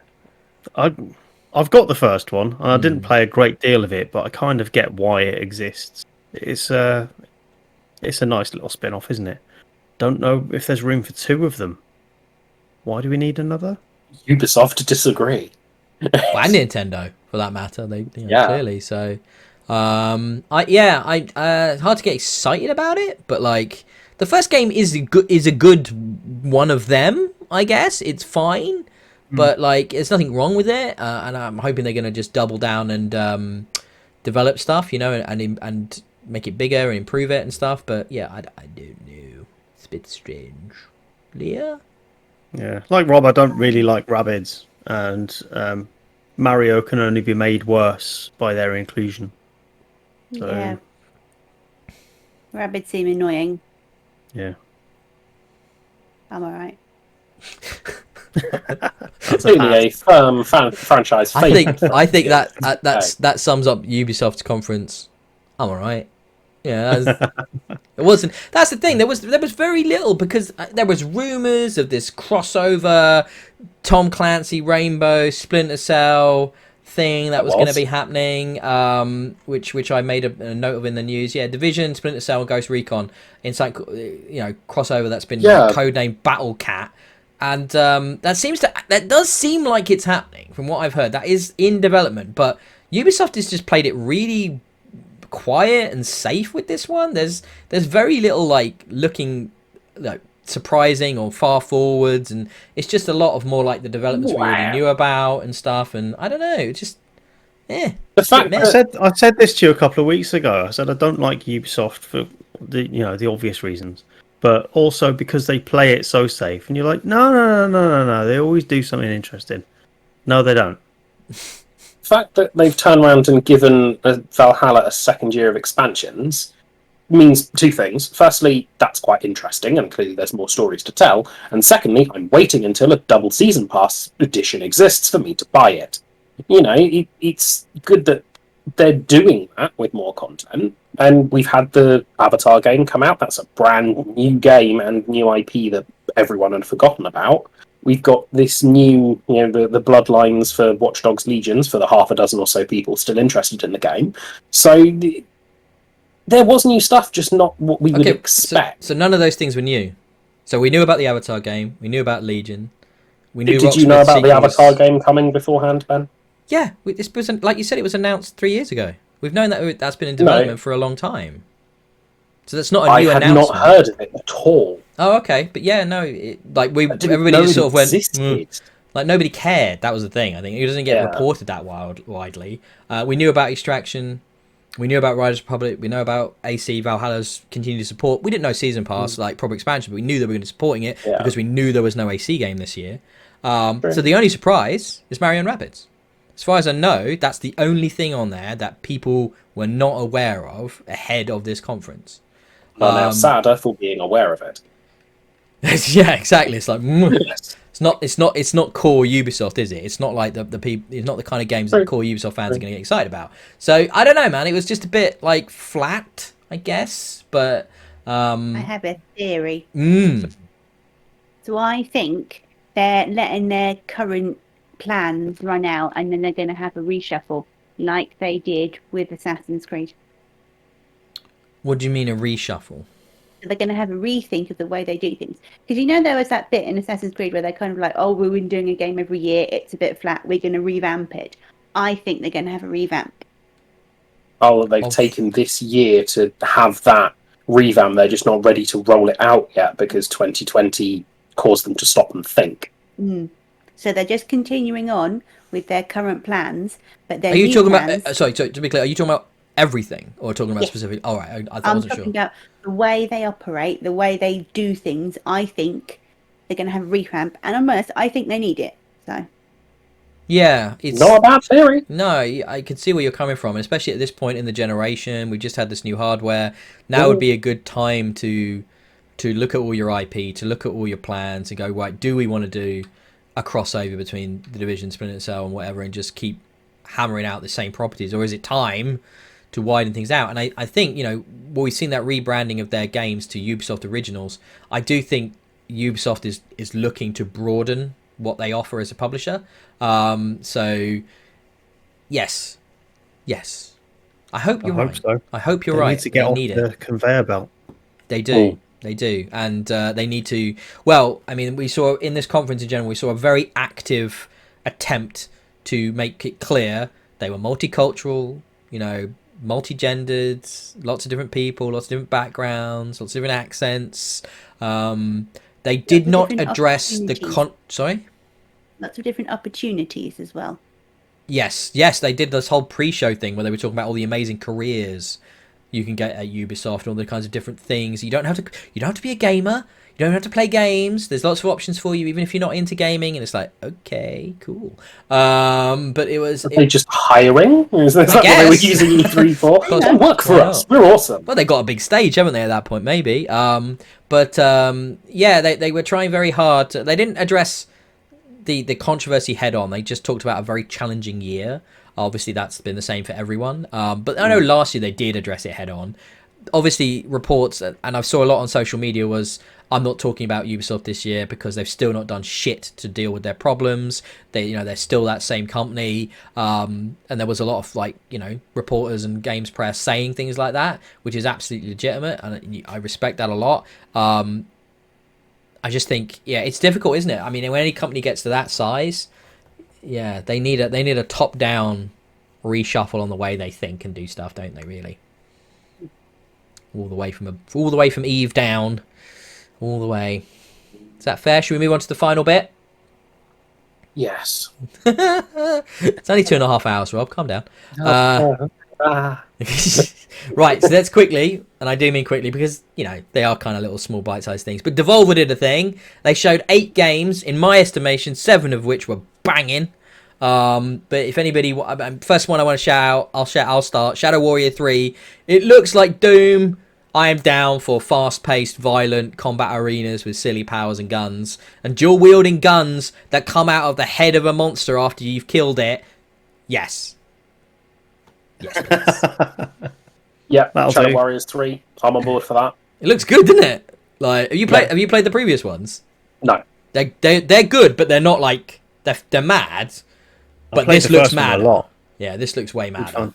They've all got subsequently crazier. Like, they've just been on this ramp, this trajectory of nuts, insanity. Like, it's just growing and growing. And this looks like, you know, the fact that they've basically got glory kills. They've basically got the hook shot, you know, out of Doom. Those arenas that in that trailer look like literally was Doom, didn't it? I mean, fast, fluid, ridiculous. But they've added all these like arena hazards and like spike balls and rollers that they're using on the enemies as well. Environment balls. Yeah, it looked crazy, man. Only a bit of Bulletstorm. Yes. Only a bit like that. Yeah. Look, it looked like a lot of fun. I'm down. It didn't look like they'd tried to embed any of those devices within the environments in any, you know, meaningful way, did it? It's like, wouldn't it be cool if we had a threshing machine there? Yeah, put that there. There's a free 50 square foot. Chuck it in there. Have you considered giant flying spiked balls of doom? I don't know. Just stick them in there. See what happens. You say? Yes, we are taking inspiration from it. Put it in. Not allowed to use that word in this studio. The game that has inspired us. But yeah, it looked fun, didn't it? So, anybody got any shout outs from Devolver that they wanted to mention? Yes, Wizard with a Gun. Wizard with a Gun. What is that game about? Cool art. I don't know, but it looked cool. It did look really good. I want to see what the game was about before I make a judgment on it. There was no gameplay to that at all. It just. There is at the end. There's gameplay footage at the end of the trailer. Very end. Bear with. It basically had the wizards from like it's circa Final Fantasy 3, didn't it? But like, you know, those guys that would just have the hoods and you just saw their eyes, but then different ones all like badassified. It just looked mad. Looked like something. What a great It reminded me a little bit of Luma. Luma. What's Luma? Remind me of Luma. Do you mean We Lumo? played it. Luma, I might mean Luma. I always get that Lumo, the confused. isometric puzzly adventure one. Yes, it just for some reason it had a vibe. Okay. Yeah. I mean, there's similar character design, isn't it? So. Yeah, it might be that. Yeah. I got Bastion off it for that reason too. Hmm. Different art style, but yeah. I just like the idea of different classes, co-op, all of that stuff. Great art style. Yeah, a bit tongue in cheek. Look good. Yeah, they look interesting. Gameplay looks interesting. I'm not convinced on it myself. For me, the one that stood out was Inscription. Did you watch that one? Oh, I can't That remember looks that. What weird was that as one? fuck. It looks so weird, didn't it? And that's kind of why I loved it. It just got increasingly more mental as that trailer went on. First of all, it was like Hand of Fate vibe to it, and then it's like towards the end of that trailer. That was like a card game thing, wasn't it? Yeah, but by the end of the trailer, the guy's like picking up a floppy disk, and there's an entirely different art style, and it like, what is going on in this game? So just purely from like the terrifyingly dark visual style to the batshit like whatever the hell is happening here. As trailers go, I was like, I need to know more. Like, I don't really know what this is, and yet I think you've shown me the game and the gameplay, but I still don't know what this is. And that's kind of exciting to me. I thought that's very Devolver style though, isn't it? To like mash stuff together that just makes crazy, and often crazy good. So I'm definitely interested in Inscription. Yeah. Have you got any, Rich? Sorry, I was just looking at that Inscription. That reminds me a bit of Undertale. I just finished Undertale this week, and that has a similar vibe of just, oh my god, what just happened? This isn't the game I started playing. Undertale does take some turns, shall we say? Yes. Yeah. Demon Throttle, I thought looked good. Looks amazing, doesn't it? Looks like a game that they've unearthed from 25 years ago, and it's just like, and here it is, the game you remember playing, but you don't because you didn't, but you feel like you have played, which is this incredible thing. Really old Mario, but demony. Well, it's got like a Zelda vibe to it, hasn't it? With that view as well. It's a strong Zelda kind of, but Zelda if Zelda was bullet hell, which it never was, but you feel like you remember it being. So it's bizarre.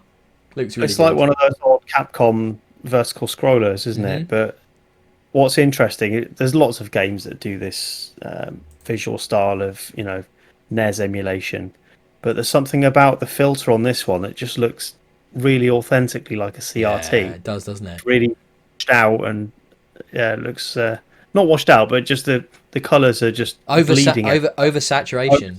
Yeah, that's it. Yeah. It's just like, your TV can't handle the awesome, so it's just bleeding everywhere. Yeah. I like the look of Trek to Yomi, which basically looked like the Kurosawa homage we didn't quite get from Tsushima, but in 2D, and like a little bit better perhaps for the Kurosawa-ness, which I thought looked pretty cool, cinematic and side-scrolly and samurai, and that looks really cool. You got any others, Rob? Unfortunately, no. Okay. Phantom Abyss looked interesting as well to me. The idea of running these temples, first-person temples, but everybody who's played it, it shows their ghosts if they've died when trying to clear the level. So you have this asymmetrical multiplayer element, so you can see where everybody else has struggled in front of you and died. Kind of like Super Meat Boy, if Super Meat Boy was for everyone, not just your playthroughs. Which is an interesting mechanic. And there's a whip. Or like Dark Souls then, because that's what Dark Souls does, isn't it? Yeah. And then, whipping stuff as well in first person should be fun. That looked quite good. Anything else from you, Leah? No. Wizard of the Gun was the only one. Cool. Right. Blimey. That was a lot, guys? We're not quite done yet, though. not quite done. So that was a recap of all of the kind of shows and games and stuff that have been shown, and not, well, all the ones that I picked out for the guys, and then we've cherry picked from that, but that was a lot of games. But we are however now going to touch upon some of the news related to E3 that came out before all of this sort of went down as well, because there's some interesting stuff where we've already talked a bit about the crossover thing from Ubisoft, so I won't bother making Rob talk about that again. But Richard, I'd love for you to tell us about Payday, because these two guys don't even know what that is, and I'm really hyped for Payday. This got a lot of attention a couple of years ago, so even if you don't know the name, you might have seen it. It got lots of coverage in Edge and other publications. I think Edge gave it a front page because they considered it quite a big deal. And it is a big deal because it's the only handheld games machine with a built-in crank. Get crank! And if you haven't seen it and you're thinking he can't mean a crank, yes I do. I mean exactly that. And it's really weird, not just because it's got a crank, but because of the way that games are released on it. You buy the console and you buy into a season of releases with that console. So once you buy it, you know how many games are coming out for it within that year, and you get them as they come out. So it's kind of a selection box in console form, which is nice. The first season is only 12 weeks long. It is not a year. But it now involves 24 games. So you're going to get 2 games a week. And like you said, they want to... There's some really nice video about this, actually. I think I've linked to it in their little Playdate thing. They want you to feel like opening presents on Christmas morning. You know, you don't know what you're going to get. It's going to be different. It's going to be interesting. It's going to be exciting every week. And I really like that ethos. And the guys behind this are Panic. And it's the first time they've ever made hardware. And it's like, what on earth possessed them to try and do this? I do think it's a fascinatingly brave thing to attempt for a pretty small developer to give it a go and publisher. And yeah, it's got this. They showed some of the game stuff, and it's got a really interesting little slate. I really love the screen. So it's this monochromatic black and white screen, but it's really, really, really high resolution and reflective. So there's no backlight on it either. But you could they've said you could play this in candlelight. Like it really is that reflective. Yeah, but like you said, the crank, D-pad, 2 face buttons, and that's it. And then yeah, it just connects to Wi-Fi, and you just get these new games. You just get them, right? And then they're there, and you get to try them out. And I'm really hyped for that. I really want one of these, and I'm really kind of like excited in the idea of trying out these experimental little experiences. Maybe not little. I mean, it really depends on what the games are like. They could be quite lengthy. But from the sounds of things, they've got lots of really good developers interested in this, making stuff for this. And now they've got an exciting new dock as well, Richard. Yeah, so the dock is new, but it makes it look like one of those 80s miniature televisions that you could get. You know, those little black and white ones? It looks like that. So it's like a big yellow block. And the console itself, which looks more traditional, sort of Game Boy shape, just slots onto the front of it. But the most interesting feature, and I can't for the life of me fathom out why, it has a pen holder in the top of the dock. And you get a pen with it. You get a Playdate pen. They're clearly going for the what the fuck market, aren't they? Yeah, and I mean it's a stereo Bluetooth dock as well, and yeah, the unit just magnetizes onto the front of it, like really nice little snap from what I can tell, from what they show in the videos, and it just looks like well designed. The whole thing just looks.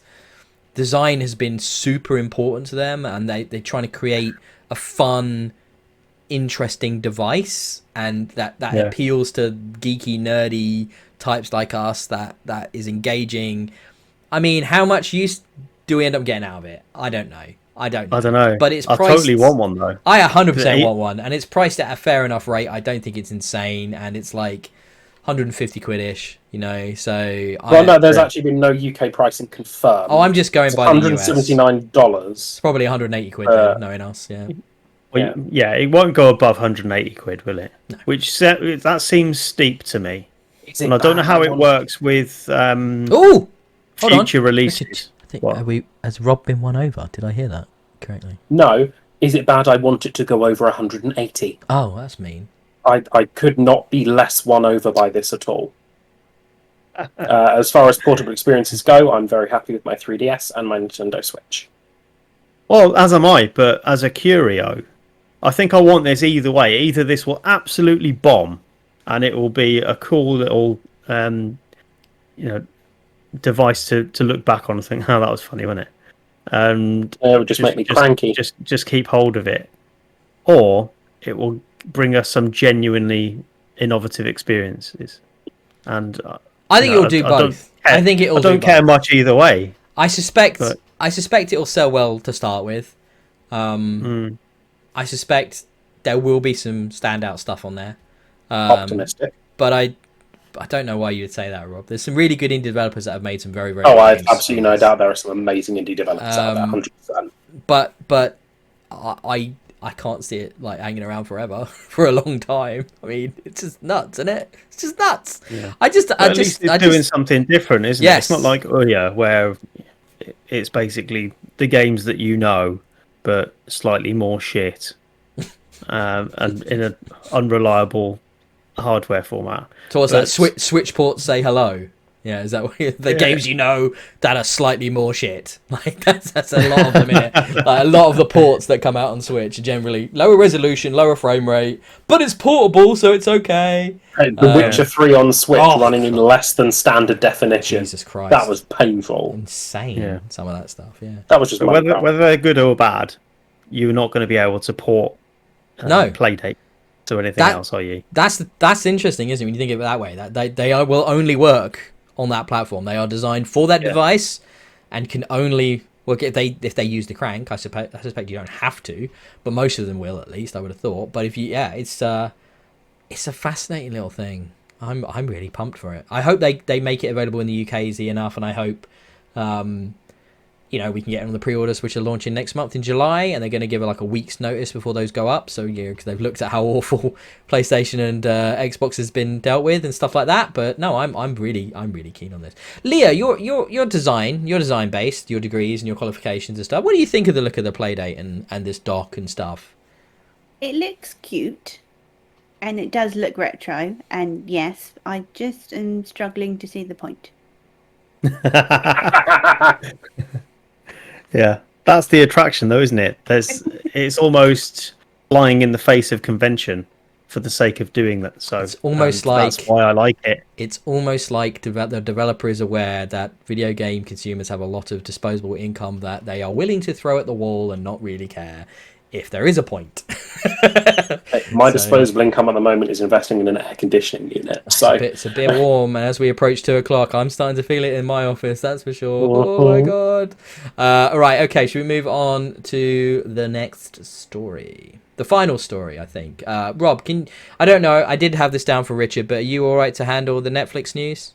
I didn't know there was Netflix news, but apparently. Splinter Cell, Far Cry, and Blood Dragon animated series are coming to Netflix.